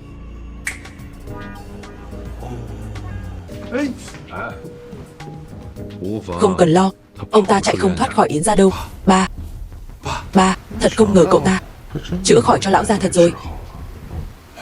Ba, ông nội sắp tỉnh rồi. E là không giấu được. Không sao, dù sao thì bọn họ cũng không có bằng chứng. Đúng vậy, lúc đó cũng không có ai khác. Được rồi, mau qua đó xem đi, nếu không bọn họ phát hiện đấy. Ông nội, tôi bị sao vậy? Ba đã hôn mê hơn 1 tháng rồi. Chúng con còn tưởng ba bị bệnh lạ gì đó, nhưng thật ra là bị kẻ gian hãm hại. Đúng vậy đó. Ba có nhớ trước khi hôn mê đã xảy ra chuyện gì không? Tôi không nhớ gì. Vậy tốt rồi. Anh Hai, anh yên tâm, chuyện này tôi sẽ điều tra cho rõ, đòi lại công bằng cho ba. Kẻ chủ mưu làm chuyện này không phải là anh sao? Cậu nói năng vớ vẩn. Diệp Thành, tôi biết cậu không thích nó, nhưng cậu không thể nói lung tung như vậy. Cậu này là ông nội. Đây là Diệp Thành, anh ấy đã cứu ông. Diệp Thành. Diệp. Ba muốn làm gì vậy? Yến lão gia vừa mới tỉnh dậy, nghỉ ngơi chút đi, những việc khác sau này hãng nói. Được. Nhã Thanh, con ở bên cạnh chăm sóc ông nội đi. Chúng ta tìm chỗ khác nói chuyện. Diệp Thành, Cậu cứu sống lão gia, Yến gia chúng tôi rất cảm kích. Nhưng việc này không phải để cậu có thể nói lung tung như vậy. Đừng tưởng rằng cậu cứu được lão gia thì cậu có thể ngậm máu phun người. Những lời tôi nói, trong lòng anh tự hiểu rõ. Tôi không hiểu anh nói gì. Có điều, Yến gia chúng tôi không dung thứ cho người ngoài làm bậy. Không phải ai cũng có thể ở Yến gia làm sang làm bậy. Hơn nữa Yến gia cũng không xứng để tôi phải đến làm bậy. Tạm biệt. Khoan đã. Chuyện cũ vẫn chưa giải quyết xong. Anh hai, chúng ta xử lý cậu ta thế nào? Yến gia các người muốn qua cầu rút ván à? Ái chà, đánh giá mình cao quá đó. Cậu xứng sao? Cứ cho là cậu cứu được lão gia thì đó cũng là phúc phần ba đời mà cậu muốn cũng không có. Lúc trước cậu ở nhà, tôi ăn nói bừa bãi. Chuyện này chúng tôi còn chưa tính với cậu. Nếu như để cậu đi, chẳng phải cho cả Yến Kinh này biết Yến gia tôi dễ bắt nạt sao? Đến lúc đó đồn đại ra ngoài, bất kỳ ai cũng có thể đến Yến gia làm bậy à? Người đâu? Bắt tên khốn này trói lại cho tôi. Đợi đã, các người hiểu lầm rồi. Tôi chỉ muốn hỏi xem cậu ta có bằng chứng không? Anh hai, anh có ý gì đây? Tôi chỉ muốn biết sự thật. Yến Minh Quân, ý anh là gì chứ? Này, anh thả tin, người mới chỉ gặp qua một lần thôi, hơn là anh em ruột của mình sao? Tôi nói lại một lần nữa, tôi muốn biết sự thật là gì. Diệp Thành, nếu cậu có bằng chứng, tôi sẽ không làm khó cậu. Nhưng nếu như cậu nói lung tung không có bằng chứng, tôi tuyệt đối không thể tha cho cậu. Chuyện này cũng dễ thôi. Bọ ngải một khi rời khỏi vật chủ sẽ lập tức trở về bên cạnh người nuôi nó. Chúng ta thả bọ ngải ra, thử là biết ngay thôi.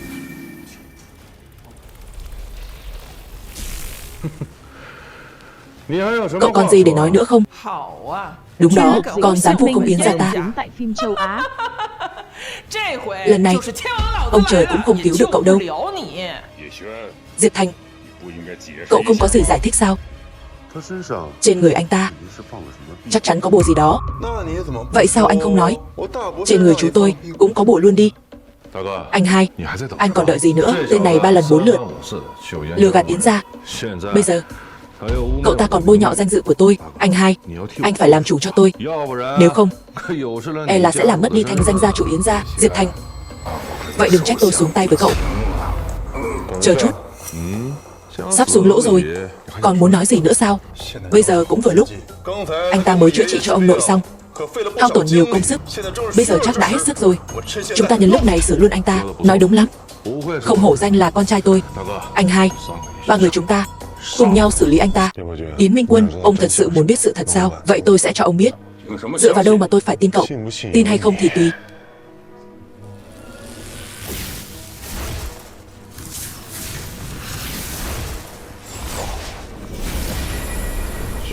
Tuyền Hoàng nghe lạnh, tái tạo thời không. Anh hai, thằng khốn này chắc chắn lại dùng thuật che mắt gì đó. Tôi sẽ vạch mặt cậu ta. Đứng im, tôi xem ai dám động đến cậu ta. Anh hai, rốt cuộc anh có ý gì đây? Tôi chỉ muốn biết chân tướng là gì. Đây là gì? Sự thật. Khi trục gương được mở ra, tất cả sự thật sẽ được phơi bày. Tin hay không, các người tự mình xem xét. 3. Nếu cậu dám giở trò, cậu cũng biết hậu quả rồi đó. Thầy, ông xem ngũ hành bát quái phải bày trí thế nào? Cái này không thể nào. Yến Minh Quân, xem xong cái này, chân tướng mà ông muốn sẽ được phơi bày. Tôi muốn lão già đó. Chuyện nhỏ. Chuỗi hạt vật này tôi đã ếm vào trận ngũ hành nghịch chuyển. Chỉ cần để lão già đó đeo 7 ngày, ông ta sẽ trở thành người thực vật. Sau đó, các người có thể đem bọ ngải chúa đưa vào cơ thể ông ta. Như vậy, sau 77-49 ngày, lão già đó không còn đường sống. Cho dù là Đại La Kim Tiên giáng thế, cũng khó mà cứu được ông ta.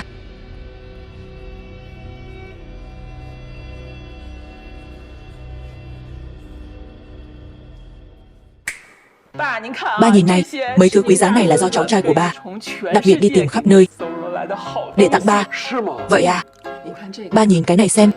Đây là bức tranh nổi tiếng nhất thế giới, Bức ngũ nhạc đồ đấy. Chúc ba sức khỏe vững chãi như núi, không gì lay được. Tốt lắm. Ba xem những viên pha lê này đi. Món đồ trang trí này dùng những viên đá pha lê dưới đáy đại dương tạo thành đấy. Không dễ dàng gì có được, đều là thứ hiếm có khó tìm. Cái này trên thế giới chỉ có mấy viên này thôi. Tất cả đều do cháu trai ba tặng đó. Ôi, cháu trai của tôi thật có lòng. Được lắm, không buộc ông nội thương con. Ba nhìn này, chuỗi hạt này cháu trai của ba đặc biệt lặn lội xa xôi đến Ấn Độ thỉnh về đó. Cái này sao? Đúng vậy. Ba nhìn xem, chuỗi hạt này không chỉ có công dụng kỳ diệu trong việc duy trì sức khỏe, ngoài ra còn có công dụng thần kỳ, kéo dài tuổi thọ. Tốt quá. Ba nhất định phải đeo nó mọi lúc mọi nơi. Tốt. Tốt lắm.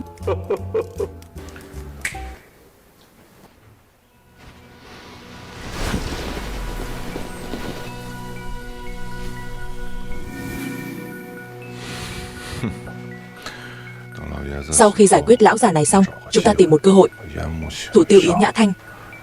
Sau đó tiện Yến Minh Quân lên đường. Như vậy thì Yến gia mới hoàn toàn nằm trong tay chúng ta.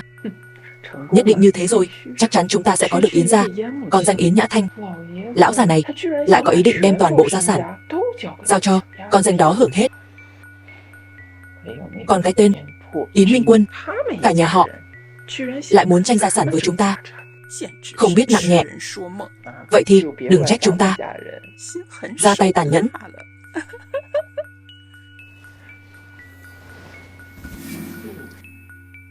Yến Minh Quân, ông cũng rõ hết rồi. Được lắm. Cả nhà các người đúng là không bằng cầm thú. Yến Phát Đạt, cậu còn lời nào để nói không? Anh hai anh em chúng ta vào sinh ra tử mới có được ngày hôm nay. Anh không tin tôi sao? Yến Minh Quân, anh tốt nhất đừng ép chúng tôi đến bước đường cùng. Vậy cậu nói tôi biết mấy chuyện này là sao? Anh hai, không phải đâu, không phải chúng tôi làm. Chắc chắn tên khốn này cậu ta đã giở trò, dùng những thứ ma thuật. Đúng, chắc chắn anh ta đã giở trò gì đó. Anh ta chẳng qua chỉ là con chó rách từ Bình Giang thôi, làm sao có thể vừa biết y thuật vừa biết quay ngược thời gian chứ? Nếu thật sự có khả năng này, làm sao có thể vô danh như vậy? Yến gia chúng ta cũng chưa từng nghe thanh danh của anh ta. Đúng vậy anh hai, cái loại cư sĩ ẩn giật như này, đúng là các bậc cao nhân ở Lâm Quốc chúng ta đều hiểu biết sơ lược về mọi thứ, nhưng đó giờ chúng ta chưa từng nghe qua tên người này. Ngoài ra cậu ta còn trẻ như thế, nếu là thật thì trình độ cậu ta tới đâu chứ? Chuyện này là không thể nào đúng không? Đúng đó. Chú à, mẹ cháu nói rất có lý. Nếu anh ta thật sự có khả năng đó, vậy chẳng phải anh ta có năng lực hơn tứ đại chiến thần sao? Làm sao có thể vô danh tiểu tốt như vậy, còn mặc mấy thứ rẻ tiền như vậy, đi khắp nơi lừa gạt người khác? Nói, cậu đến Yến gia rốt cuộc có mục đích gì? Im miệng hết cho tôi. Các người còn muốn rảo biện? Hôm các người tặng quà, chúng tôi cũng có mặt. Các người mời cái tên thầy phong thủy đó về, tôi cũng tận mắt nhìn thấy. Nếu cậu ta giở trò, làm sao cậu ta có thể khôi phục câu chuyện hôm đó giống từng chi tiết một? Chuyện đến nước này, các người còn dám ăn nói đặt điều? Yến Minh Quân, ông mau ra đây cho tôi. Là ai to gan? Yến Minh Quân, mau bước ra đây. Đây là ai? Tôi đang giải quyết chuyện gia đình, đừng tự làm mất mặt mình chứ. Ý anh là tôi tự tìm phiền phức sao? Anh Kim à, tôi không nói anh. Tôi đang bận chút việc riêng, không biết là anh đến. Thật xin lỗi. Yến Minh Quân, con gái của anh thật có bản lĩnh. Anh Kim, ý anh là sao? Chẳng lẽ con gái tôi đắc tội với anh? Chuyện này có hiểu lầm gì không? Hiểu lầm sao? Con trai tôi đã tàn phế rồi, thì hiểu lầm gì ở đây? Anh Kim, anh nói sao? Ai đã làm chuyện đó? Yến gia chúng tôi nhất định sẽ đòi lại công bằng cho anh. Đòi lại công bằng sao? Vậy thì đưa con gái anh ra đây để tôi xử lý. Cái gì? Ba, ông nội mệt rồi, con sẽ đưa ông đến phòng làm việc nghỉ ngơi. Ba, Sao ba nhìn con như vậy? Con đã làm gì Kim thiếu gia? Hắn bị cắt đứt gân cốt, bị đánh gãy xương. Tất cả là do hắn tự chuốc lấy. Cô nói sao? Con thật là làm chuyện tốt thì ít, chỉ có phá là hay. Yến Minh Quân, sao các người không hỏi nguyên nhân của chuyện này? Trừ khi cậu chính là người từ nhóm tà thuật nông doanh đến. Chàng trai, tôi khuyên cậu chú ý ăn nói một chút. Rốt cuộc là chuyện gì? Chuyện này không liên quan đến Nhã Thanh, là do hắn tự chuốc lấy, không thể trách người khác. Các người có chuyện gì thì đến tìm tôi. Đúng, đáng đời hắn. Yến Minh Quân, người mà con gái ông đưa về, tên khốn này không chỉ tu luyện tà thuật mà còn hủy hoại con trai tôi. Anh nói xem, chuyện này giải quyết như thế nào? Tà tu sao? Cái gì? Anh ta tu luyện tà thuật sao? Vậy là rõ ràng rồi, hắn là người tà đạo. Anh hai, những gì anh vừa nhìn thấy đều do thuật che mắt. Chắc thằng nhóc này cố tình khiêu khích chúng ta. Đúng rồi, nhất định là thằng khốn này đã dùng tà thuật để hãm hại chúng ta. Ba, là Diệp Thành đã cứu mạng con, cũng là anh chữa khỏi bệnh cho ông nội. Yến Thanh, con đừng nói nữa. Thật buồn cười. Em là sao? Đường đường là người của Yến gia, chỉ dựa vào lời nói một phía của người khác là bắt đầu bán tín bán nghi đến từng tuổi các người. Ai cũng hồ đồ như vậy sao? Hổ không gầm. Anh lại tưởng Yến gia chúng tôi là con mèo à? Ông nói ngược rồi. Con hổ không gầm chính là tôi, còn nhà họ Yến các người là cái thá gì chứ? Mạnh miệng thật đấy, sao dám phỉ báng Yến gia tôi? Anh thấy chưa anh hai, thằng chó này luyện tà thuật. Hắn đến nhà chúng ta chắc chắn có mục đích bất chính nào đó. Ba, anh Thành thật sự không giống như lời họ nói là Kim Hào Kiệt. Hắn 5 lần 7 lượt làm nhục con, còn muốn quấy rối con. Anh Thành là người ra tay giúp đỡ con. Yến Nhã Thanh lọt vào mắt xanh của con trai tôi, đó là may mắn của cô. Nếu không có Kim gia thì cũng không có Yến gia các người. Đúng thế, anh Kim nói chí phải. Đồ không biết tốt xấu. Cô nghĩ tại sao Yến gia chúng ta dựa vào đâu để tồn tại đến bây giờ? Nếu không phải Kim gia chia cho chúng ta quyền năng của giọt tinh hoa đất trời, hôm nay cô hồ đồ như vậy không phải là muốn hại Yến gia sao? Các người chia sẻ quyền năng của giọt tinh hoa đất trời sao nào? Bây giờ đã biết anh đắc tội với thế lực gì rồi phải không? Muộn rồi. Đây là thứ mà ông dựa vào để khoác lác sao? Hiện nay ở Yến Kinh này, Kim gia là gia tộc mạnh nhất. Ngoài ra chúng tôi còn nắm trong tay quyền năng từ giọt tinh hoa đất trời của đế sư. Vậy có nghĩa là ông không quan tâm đến thanh danh của con gái mình sao? Yến Minh Quân tôi không đến lượt anh lên mặt dạy đời. Người đâu? Bắt hắn ta lại. Chờ đã, bây giờ có hối hận cũng không kịp nữa.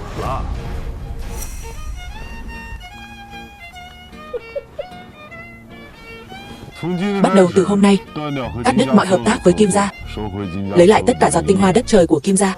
Tôi không nhìn nhầm chứ? Tên tiểu tử đã là thời đại nào rồi? Anh vẫn còn xài điện thoại cũ vậy sao? Anh nên để nó trong viện bảo tàng, có thể làm vật trưng bày đó. Nghèo kiết xác ra, còn ở đây giả vờ giả vịt. Anh nghĩ anh là ai? Một cuộc điện thoại có thể cắt đứt con đường làm ăn mấy chục năm của Kim gia sao? Tôi xem thường anh rồi nhỉ? Trả giày cho tôi anh còn không xứng.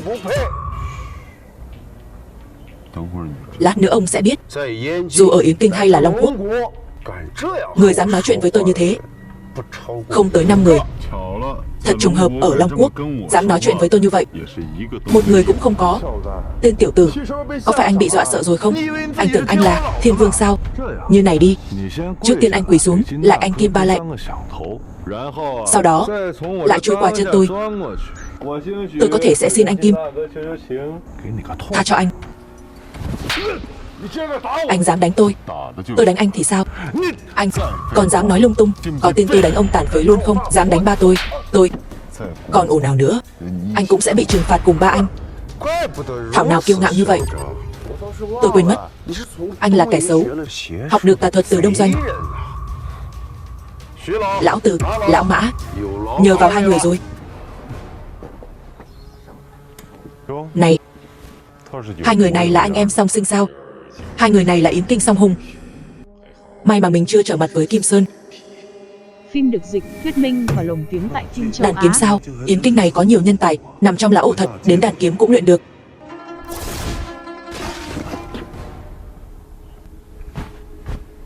Được đấy, có một chút bản lĩnh đấy. Nhưng đối với tôi cũng chỉ là ruồi muỗi thôi. Hai vị, Tên khốn này gièm pha hai vị như vậy. Hai người đừng tha cho hắn, cứ chơi tới đi. Có chuyện gì thì tôi chịu trách nhiệm. Chiêu diễn đàn sao? Hôm nay sẽ cho các người về đoàn tụ với tổ tiên.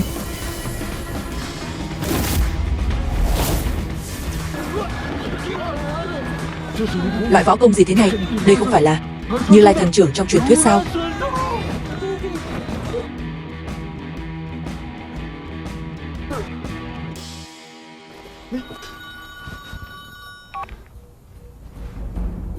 Alo, không ổn rồi. Quyền năng của tinh hoa đất trời bị thu hồi lại rồi. Cái gì? Giặc tinh hoa đất trời bị thu hồi lại rồi. Anh rốt cuộc là ai? Anh chưa đủ tư cách để biết đâu. Được thôi, anh cứ chờ đó. Đừng nghĩ rằng biết một chút tà thuật thì có thể kiêu ngạo như vậy. Tôi nhất định sẽ quay lại tính sổ với anh. Anh Kim à, bởi vì anh, con trai của Kim gia đã tàn phế rồi. Yến gia tôi phải chịu tội. Cũng là bởi vì anh, chúng tôi đã đắc tội với Kim gia. Chỉ mỗi Kim gia thôi mà. Làm sao? Anh có biết ở Yến Kinh, Kim gia là thế lực mạnh nhất. Ngay cả Yến gia chúng tôi cũng phải dựa vào họ để tồn tại. Đừng nói chỉ mỗi Kim gia, cho dù toàn bộ Yến Kinh không xứng đáng là đối thủ của tôi. Anh hai à, anh cũng thấy rồi đó, hắn luyện tà thuật. Hơn nữa hôm nay đã đắc tội với Kim gia. Nếu hôm nay không diệt trừ hắn, Yến gia có sa cơ thất thế, sẽ mãi mãi không vực dậy được. Anh hai anh còn chần chừ gì nữa? Chỉ có tiêu diệt hắn, chúng ta mới có thể có cơ hội cải tử hoàn sinh. Diệp Thành, cho dù anh từng cứu con gái tôi và ba tôi, thì tôi cũng chỉ có thể cho cậu một cơ hội cuối cùng. Tự phế bỏ tà thuật, tôi sẽ chừa cho cậu một con đường sống. Cho tôi một con đường sống sao? Chỉ dựa vào các người. Ba đang làm gì vậy? Diệp Thành đã cứu hai mạng người Yến gia. Ba, sao ba có thể vô lý như vậy chứ? Hắn là người tu tà đạo. Hôm nay Yến gia tha cho hắn, sau này Yến gia ta sẽ bị Long Quốc tính sổ. Yến Minh Quân, trong lòng ông, mạng của con gái ông không quan trọng bằng việc làm ăn. Danh tiếng của con gái ông cũng không quan trọng bằng ý muốn của tên vô lại Kim thiếu gia sao? Diệp Thành, cậu là cái thá gì mà dám nghi ngờ phán đoán của tôi? Nếu không phải vì cậu từng cứu người của Yến gia, giúp ba tôi khỏe lại, thì cậu đã sớm hổm rồi. Tôi tôn trọng cậu nên mới gọi cậu một tiếng Diệp Thành. Tôi coi thường cậu thì ngay cả con chó của Yến gia cậu cũng không bằng. Nghe chưa? Cậu ở Yến gia còn không bằng một con chó. Tiểu tử, cậu cũng không tự xem lại mình. Cậu đang ở tầng lớp nào? Rác rưởi Yến gia vứt đi, anh nhặt về đi, chắc cũng đủ anh sống cả đời. Có người khi sinh ra đã ở ngay vạch đích, có người dù cố gắng cả đời cũng không với tới được vị trí này. Mà anh, người trong đống rác thải đó, sẽ không bao giờ với tới được. Các người làm tôi thật thất vọng. Anh Thành, xin lỗi anh. Được rồi, không hổ danh là gia tộc đứng đầu Yến Kinh, thật là oai phong. Các người quên rồi ư? Ông nội dạy chúng ta làm người phải khiêm tốn, phải sống tốt với người khác. Bây giờ mọi người làm thế thì có đúng với những điều ông nội đã dạy dỗ hay không? Cô mà có quyền nói sao? Ông nội cô dạy chúng tôi cách làm người, nhưng chưa bao giờ dạy chúng tôi cách đối xử với rác rưởi. Cô cái gì? Hôm nay đắc tội với Kim gia đều là lỗi do cô. Chờ vài ngày nữa chúng tôi đưa cô đến tạ lỗi với Kim gia. Nếu đắc tội với họ, Yến gia chúng ta sẽ không ngóc đầu lên được, thì cô sẽ là tội nhân lớn nhất. Yến Nhã Thanh, Diệp Thành đã cho chị ăn bồ mê thuốc lú gì lại khiến chị dại trai như vậy? Chị đừng quên, chị là người của Yến gia, phải lo nghĩ cho gia tộc Yến là trách nhiệm đầu tiên của chị. Yến gia thật là nuôi ong tay áo. Cô gây ra cho Yến gia phiền phức lớn như vậy, cô phải hoàn toàn chịu trách nhiệm. Đúng vậy, cô làm ảnh hưởng đến sự phát triển của gia tộc, cô phải hoàn toàn chịu trách nhiệm. Yến Minh Quân, tôi muốn nghe ý của ông. Thường những chuyện lo nghĩ cho gia tộc là bổn phận của người nhà họ Yến. Nếu hôm nay tôi hy sinh vì Yến gia, tôi ra đi cũng nhắm mắt. Nhã Thanh, con là người của Yến gia, đóng góp một chút cho sự nghiệp của Yến gia cũng là chuyện nên làm. Ba, Nhã Thanh, rồi con sẽ hiểu tại sao ba lại chọn cách này. Ông có chắc đây là câu trả lời của ông không? Giả vờ cái gì? Yến gia tôi không đến lượt anh nói. Thành công. Anh chán sống rồi.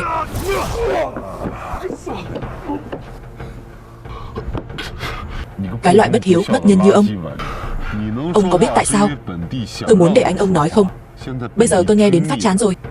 Phế bỏ tứ chi, để ông tự kiểm điểm mình trong phần đời còn lại. Người phụ nữ của tôi, mà hạng tôm tép như cô, dám bắt nạt cô ấy.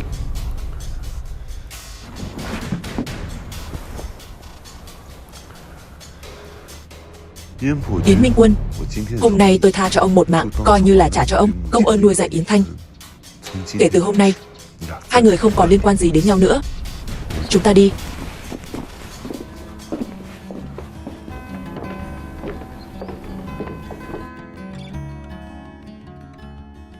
Anh Thành, sao thế? Không có gì, đi xem tình hình của ông nội trước đã.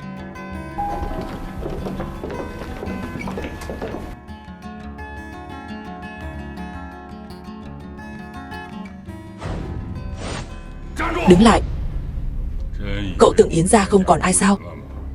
Một người ngoài làm loạn ở Yến gia không tính, đằng này còn dám can thiệp vào chuyện gia đình tôi. Con gái tôi không đến lượt người ngoài như anh quản.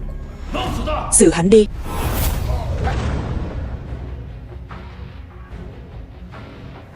Muốn đi sao?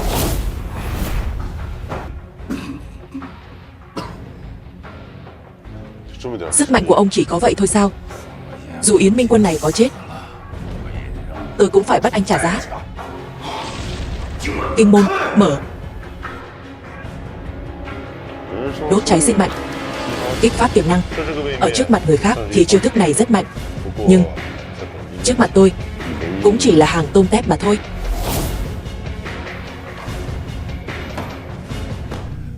Hôm nay các người phải bỏ mạng tại đây. Chủ nhân phát hiện Yến Phát Đạt sử dụng thuốc đông doanh. Thuốc sẽ khiến hắn có sức mạnh khủng khiếp. Bây giờ hắn không còn thấy đau. Ngoài ra tôi cảm nhận được đối thủ của chủ nhân sắp xuất hiện. Đông Doanh Quốc phải không? Cuối cùng cũng đến rồi. Em trai, em. Anh hai, giải quyết hắn trước đã. Anh cứ tùy ý xử lý hắn. Rượu mời không uống, muốn uống rượu phạt. Hai người các ngươi, sức mạnh hiện tại của hai người ở Long Quốc cũng có thể tung hoành ngang dọc. Chỉ tiếc là... Tiếc sao? Một người sống không thọ, một người làm chó cho giặc qua. Cái gì? Em trai, lời hắn nói có đúng không? Thuận em tu luyện là Đông Doanh Tả Thuật sao? Anh hai à, em cũng hết cách rồi. Phế bỏ tay chân em còn đáng sợ hơn bắt em bỏ mạng. Vì vậy em chỉ có thể chơi khô máu. Vì để tiếp tục sống mà em chọn làm con chó cho bọn Đông Doanh. Chờ anh giải quyết xong chuyện này, anh sẽ tính sổ với em. Tất cả là do anh. Con kiến nhỏ bé mà dám hỗn xược với ta. Được nha, cũng thú vị đấy. Thằng nhóc không biết trời cao đất dày, cùng một chiêu thức. Với tôi mà nói, trước mặt tôi đây, không cần giả vờ đâu. Anh hai, anh còn đợi gì nữa? Cậu chọn làm con chó theo chân người Đông Doanh, tôi tuyệt đối không tha thứ cho cậu. Anh hai, im đi, đợi tôi xử lý xong cậu ta sẽ tính hết với cậu. Yến Minh Quân, ông cũng ngớ ngẩn thật đấy. Bây giờ em trai ông mới là ma đạo. Ông không những không chống lại anh ta mà còn thông đồng cấu kết. Ông làm vậy mới khiến Yến gia rơi vào vực thẳm không đáy. Danh con, chơi trò ly gián sao? Cậu còn non lắm, chơi trò ly gián hả? Tôi đây mà cần dùng mấy thủ đoạn này sao? Đợi tôi xử anh xong, sau đó sẽ giải quyết em trai tôi sau. Cậu nên lo việc của mình đi. Một gia tộc sống nhờ vào sự bố thí của người khác thì có nghĩa lý gì chứ? Danh con, chuyện nhà chúng tôi không đến lượt cậu quản. Tiếp chiêu đi. Dừng tay lại. Tất cả dừng tay cho tôi. 3. Đồ trời đánh. Nhã Thanh, ở đây nguy hiểm. Con mau dìu ông nội về phòng nghỉ ngơi đi. Hai thằng con trời đánh này, có biết người đứng trước mặt các người là ai không? 3. Tên này luyện tà thuật, hại Yến gia chúng ta, thậm chí còn cùng với Nhã Thanh đắc tội Kim gia. 3. Còn đang cứu Yến gia chúng ta khỏi cảnh dầu sôi lửa bỏng. Anh Diệp đây mà luyện tà thuật, đừng ăn nói hàm hồ. Quỳ xuống cho tôi. 3. Quỳ xuống.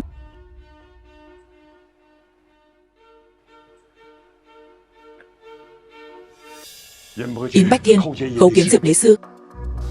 Đứng lên đi. Yến lão gia, Yến gia nhà ông có 2 người con trai tốt quá đó. Thuyết minh và lồng tiếng tại phim Đế châu sư. Á. Diệp Thành, cậu chính là Diệp đế sư. Người tính không bằng trời tính. Thật không ngờ Diệp đế sư vạn người tôn kính lại đại giá quang lâm đến Yến gia chúng tôi. Ông trời ơi, ông không cho tôi hưởng vinh hoa phú quý sao? Cậu, thì ra nguồn gốc mọi chuyện đều do cậu mà ra. Rốt cuộc là vì cái gì chứ? Anh hai à, anh nói xem tôi rốt cuộc là vì cái gì? Thì ra mỗi người trong Yến gia ai nấy cũng có cái tôi quá lớn. Kể từ khi lão gia bị bệnh nặng, các người đều thay đổi hết rồi. Ngay cả tôi cũng quên mất bản tính của chính mình, mất đi lý trí. Tôi đúng là đáng tội mà. Anh hai à, đây không phải là lý do chính. Lý do chính là các người đều không đáng được sống. Súc sinh, Yến gia đối đãi không tệ với anh. Sao anh lại làm thế? Ông nội, không sao đâu. Chỉ là tức giận quá thôi. Không cần lo, có Diệp đế sư ở đây, chúng ta sẽ không có chuyện gì đâu. Em, sao lại biến thành bộ dạng như thế này? Tử Thanh cũng đã không còn 20 năm nay rồi. Mẹ tôi sao? Tử Thanh, chuyện này có liên quan gì đến em ấy? Cậu nói rõ cho tôi biết. Tại sao Tử Thanh lại qua đời? Có liên quan gì đến cậu? Rốt cuộc chuyện quái quỷ gì đã xảy ra? Bởi vì tôi cũng yêu cô ấy. Cái gì? 25 năm trước đáng lẽ chúng tôi đã kết hôn rồi. Nhưng sự xuất hiện của anh cướp cô ấy khỏi tôi. Nhưng anh lại không trân trọng cô ấy. Mẹ, 20 năm trước, kể từ tai nạn đó, ngay cả những hoài niệm cuối cùng cũng mất theo cô ấy. Tử Thanh không còn. Tất cả là do anh. Những chuyện đã qua cứ tưởng đã quên rồi. Còn tưởng anh em các người đã sớm hòa giải rồi. Không ngờ rằng anh lại ôm hận trong lòng. Cho dù là vậy, sự nghiệp quốc gia sớm bị cậu bán đứng. Cậu đó lại bám chân bọn người Đông Doanh đó. Từ xưa đến nay, chống lại người Đông Doanh chính là điều khắc sâu vào tiềm thức người Long Quốc. Đó là lịch sử mà người Long Quốc chúng ta không thể nào quên. Theo chân người Đông Doanh, tội không thể tha. Anh nói mấy thứ này Phim được dịch có ích gì chứ? và lồng tiếng tại phim châu Á. Người của Yến gia trước giờ chưa từng coi trọng nỗ lực của tôi, là do các người lấy đi hết tất cả. Em trai à, bà vốn dĩ muốn để gia nghiệp lại cho cậu quản lý. Bây giờ nói giao cho tôi quản lý. Các người vốn không nghĩ như vậy. Minh Quân nói không sai. Ban đầu tôi muốn đem gia nghiệp Yến gia giao cho cậu quản lý, nhưng chưa kịp công bố, tôi lại bệnh đến mức không ngồi dậy nổi. Không ngờ rằng anh lại đi theo chân đám người Đông Doanh đó. Chú hai, di chúc của ông nội được để trong két sắt. Chú xem thì sẽ rõ. Không cần đâu. Bây giờ tôi cũng không có con cái gì. Tất cả mọi chuyện cũng do anh hại tôi. Lão già đáng ghét, xuống địa ngục đi.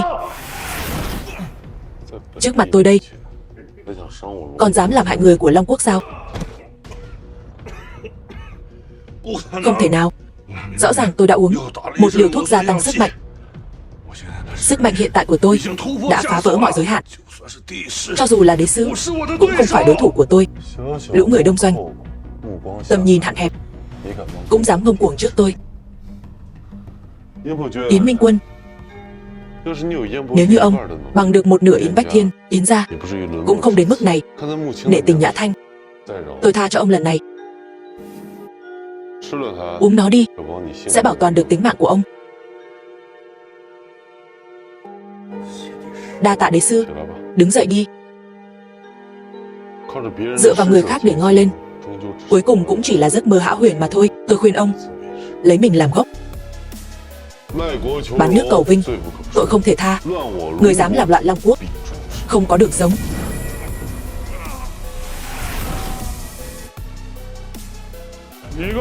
Tên khốn kiếp, hôm nay chính là ngày giỗ của anh. Cuối cùng cũng tới rồi.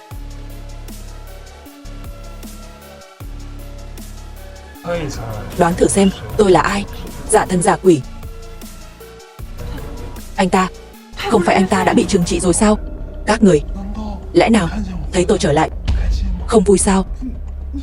Sao anh lại không có chuyện gì? Không phải chứ, lão già Gia Cát đó không trừng trị anh sao? Ông ta dám lừa tôi à? Tôi á, nhớ các người nhiều lắm. Vì vậy tôi mới trùng sinh, một lần nữa gặp gỡ các người, tiếp tục mối duyên này. Thanh Long Điện đối xử tàn nhẫn lắm sao? Lão già Gia Cát đó quả thật tàn nhẫn lắm đấy. Tĩnh mạch toàn thân của tôi đều bị ông ta làm tắc nghẽn hết, hơn nữa chân tay và xương cũng bị ông ta làm gãy hết. Tôi còn tưởng cả đời chỉ có thể nằm một chỗ, nhưng ông trời không tuyệt đường sống của con người đã mở ra cho tôi một cơ hội. Giờ tôi không chỉ sống mà còn có thể thoải mái bay nhảy. Hơn nữa, tôi còn tu luyện được nhiều thứ mới. Chờ giải quyết hết các người, tôi sẽ đi dạy dỗ lại lão già Gia Cát đó, trả mối thù này. Anh cũng phải còn mạng mới đi được chứ. Đúng là mạnh miệng mà. Yến đại tiểu thư, đợi tôi xử lý tên khốn này xong, tôi và cô sẽ bàn chuyện hợp nhất với nhau. Thế nào? Hỗn xược, súc sinh, còn dám nói bậy. Minh Quân, bà. Minh Quân, người đẹp, bây giờ tôi sẽ chiếm lấy cơ thể cực âm của cô. Tôi khuyên tốt nhất không nên làm vậy, nếu không tôi sẽ khiến anh chịu đựng nỗi đau thấu tận tâm can. Diệp Đế sư, không thì hai chúng ta thương lượng chút. Con chó của Đông Doanh không có tư cách nói điều kiện với tôi. Cơ hội chỉ tới một lần, không có lần hai đâu. Tôi cũng cho anh một cơ hội. Bây giờ cút khỏi Long Quốc, nếu không ngày này năm sau chính là ngày giỗ của anh. Diệp Đế sư, anh vẫn cứ ngoan cố như vậy. Mỗi người dân Long Quốc đều biết giữ gìn bản thân mình. Một nước nhỏ làm sao có thể so được với văn hóa ngàn năm của Long Quốc. Đúng là chán sống.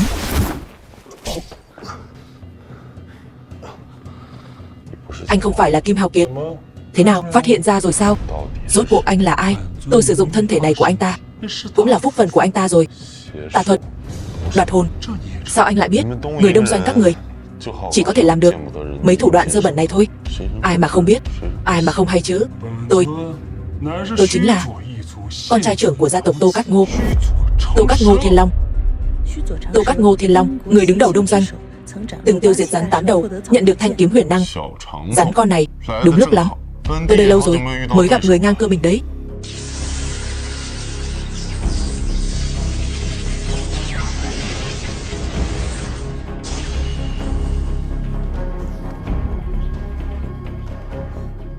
Tô Cát Ngô Thiên Long, anh chính là người đứng đầu Đông Doanh sao? Phim được dịch, thuyết minh và phải. lồng tiếng tại Kinh Châu. Hôm nay tôi sẽ tiêu diệt người đứng đầu Đông Doanh, dùng thân xác của anh bồi đắp phúc mạch của Long Quốc, dùng máu thịt của anh gột rửa sông biển của Long Quốc, dùng mắt của anh lấp đầy núi non của Long Quốc, mang lại cho Long Quốc một mảnh trời thanh bình. Gì đấy đế sư? Đối với tôi, anh chẳng là cái thá gì hết. Ngô Tuyết bảo vệ Nhã Thanh. Vâng, thưa chủ nhân.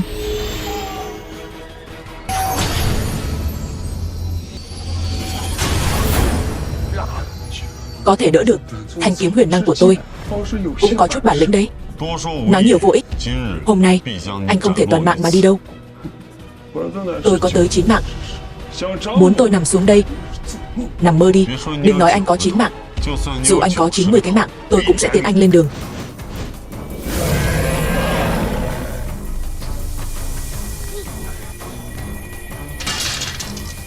Thứ vô dụng này chẳng có chút tích sự gì. Đối phó người Đông Doanh, cái này gọi là huyết mạch đè xuống, áp chế huyết mạch. Bớt nói xuông đi. Định khiến tôi dối trí sao? Anh cũng có bản lĩnh chút đi. Đánh không lại thì chơi chiêu à? Nếu có bản lĩnh thì tiếp chiêu đi. Đối phó anh, tôi cũng không cần phí nhiều sức vậy. Được lắm.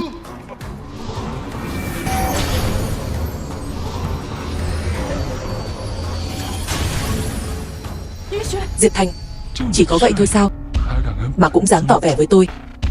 Phế vật, người đẹp, nếu không phải cô có cơ thể cực âm, kiếm có khó tìm, nếu không vì các người giúp tên phế vật này, tôi nhìn thôi cũng thấy chán ghét rồi. Cầm miệng. Một tên Đông Doanh rách nát còn dám xúc phạm Long Quốc sao? Đồ ăn hại. Tên rác rưởi này lại dám mắng tôi. Bây giờ tôi cho anh một cơ hội để lập công. Kết cục thế nào anh tự hiểu rõ. Tôn thượng yên tâm, tôi sẽ dọn sạch đám rác rưởi này. Em trai, đừng chấp mê bất ngộ nữa. Bây giờ tôi mất hết tất cả. Tôi chỉ muốn sống thôi. Làm vậy có gì sai sao? Làm lại từ đầu. Chúng ta vẫn có thể sống tốt. Yến gia còn chưa lụi tàn. Miễn là cậu quay đầu, tôi tin Diệp Thành nhất định có thể cứu cậu. Nhìn Diệp đế sư mà các người tôn kính kia, đứng trước tôn thượng cũng không đỡ nổi một đòn. Đi theo cậu ta, Yến gia chúng ta nhất định bị diệt vong, không bằng chúng ta dựa vào tôn thượng, may ra còn có con đường sống. Yến phát đạt quay đầu là bờ, bây giờ hối cải vẫn còn có thể sống. Nếu còn tiếp tục sai lầm thì không ai cứu nổi anh đâu. Gieo gió ắt gặt bão đó. Lão gia, thứ lỗi nhé, tôi phải liều thôi. Cậu dám? Ba, ông nội, không sao, có đế sư bảo vệ chúng ta, bọn họ không làm được gì đâu. Cậu là đồ không bằng cầm thú, làm con chó theo chân người khác, hại cha ruột của mình, tội không thể tha. La lối cái gì chứ? Tôi không tin là không làm gì được các người. Các người đã làm gì tôi? Là đế sư rộng lượng, cho anh con đường lui, để anh biết sai sửa sai, nếu không thì hối hận muộn màng. Không phải như vậy. Tôn thượng cứu tôi với. Ăn hại, đúng là ăn hại, đồ vô dụng, tự mình tạo nghiệp, không thể sống được. Người đẹp, đợi tôi và cô chính thức hợp nhất, sẽ cho các người đoàn tụ. Người đông doanh đáng ghét các người, dù tôi có làm ma cũng không tha cho anh.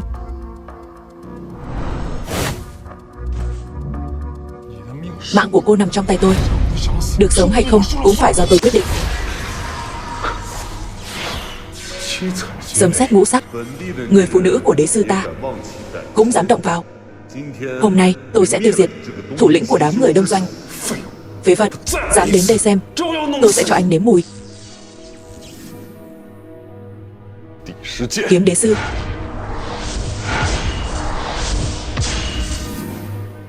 Bất luận lúc nào, bất luận nơi đâu, kẻ nào dám xâm phạm Long Quốc đều phải đền tội.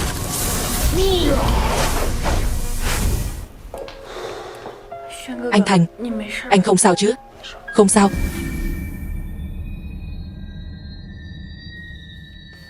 Bất luận kẻ nào, nếu như lại dám đến xâm phạm Long Quốc, sẽ không toàn thây đầu rơi máu đổ.